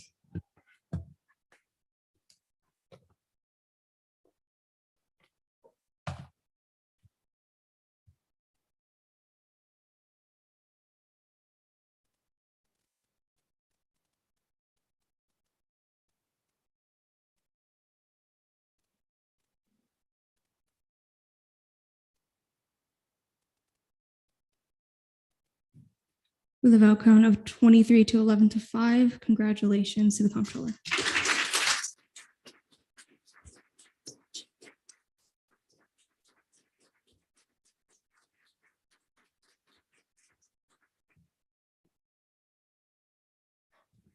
Internal legislation, notice of legislation on first reading, constitutional amendments, none. Bills, Internal Bill 5406, updates to Title IV. Let's keep it quiet, please.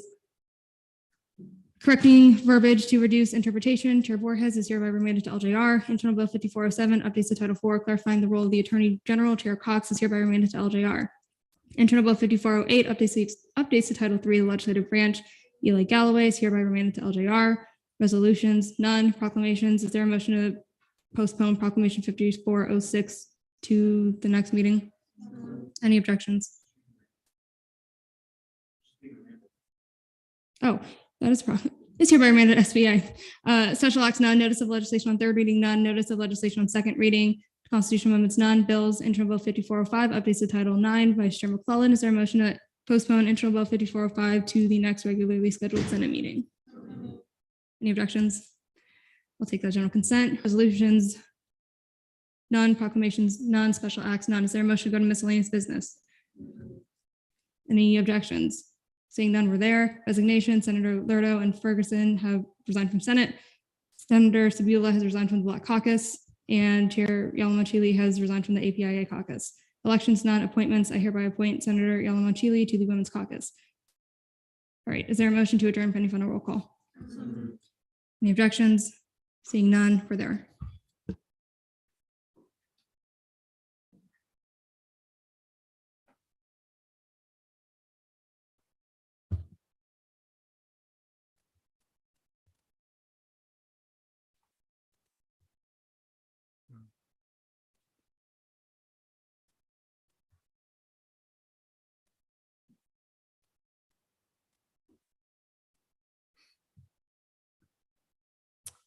Mull. Here. Codier. Here. Gomez.